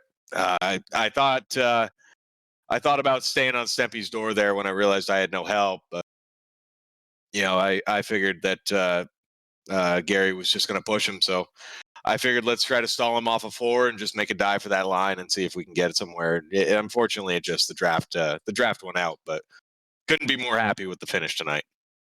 And you talked about keeping the nose clean, and somehow you're one of those drivers to come home with 0 incident points at a track as wild as Atlanta. So was there a way that you were able to find that cleanliness? And was there any sort of moment where you felt that pressure, you felt that something was going to go wrong and you have to make better judgment just to keep the car afloat?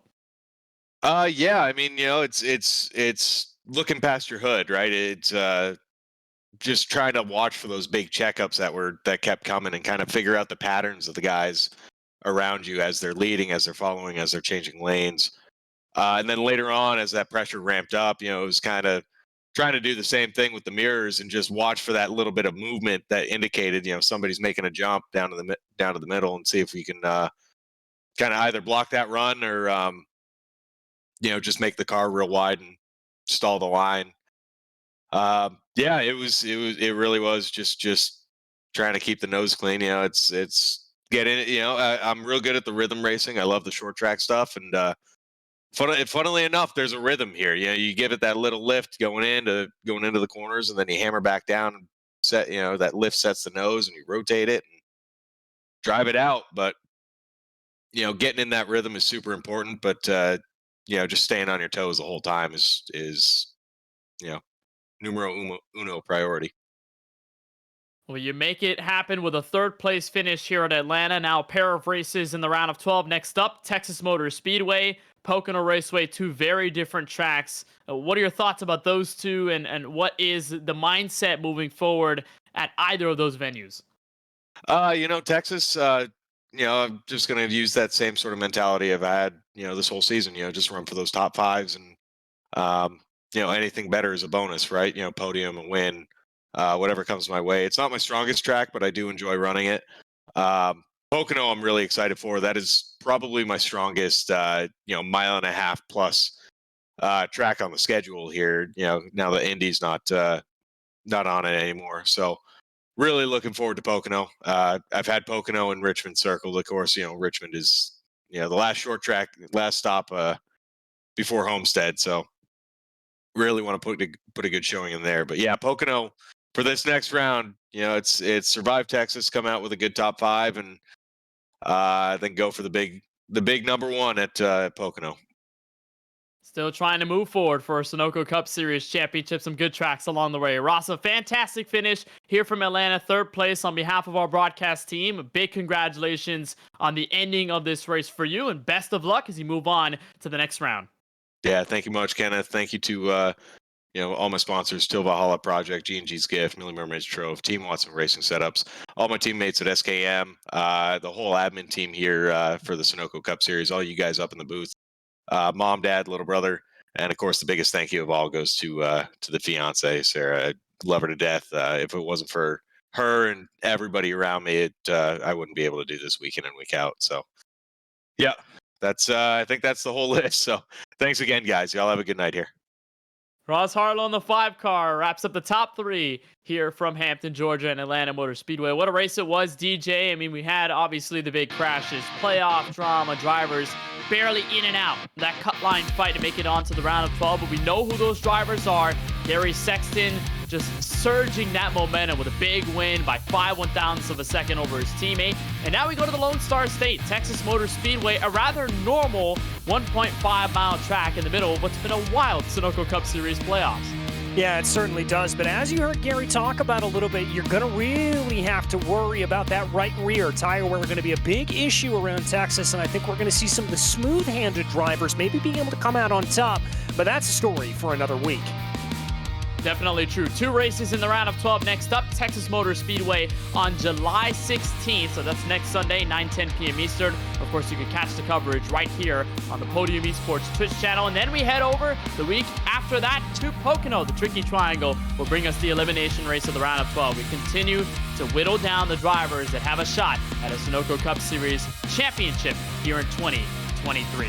So that does it for our coverage of the Atlanta Superspeedway 200 as Gary Sexton grabs his first career W. A big thank you to Dakota Curtis and all the admins at the Sunoco Cup Series, and a huge thank you to our team tonight. For everyone at Podium Esports, for Gary Sexton and John Theodore, and for our coverage on the crew for this broadcast, DJ Clark, my colleague in the booth, Ryan Bauer, our producer, and Dougie Beer, our camera creator. My name is Kenneth Bueno, saying thank you so much for watching our coverage of the Sunoco Cup Series from Atlanta. We'll turn it over to Sierra Races on Twitch as she takes on Atlanta with the Xfinity car.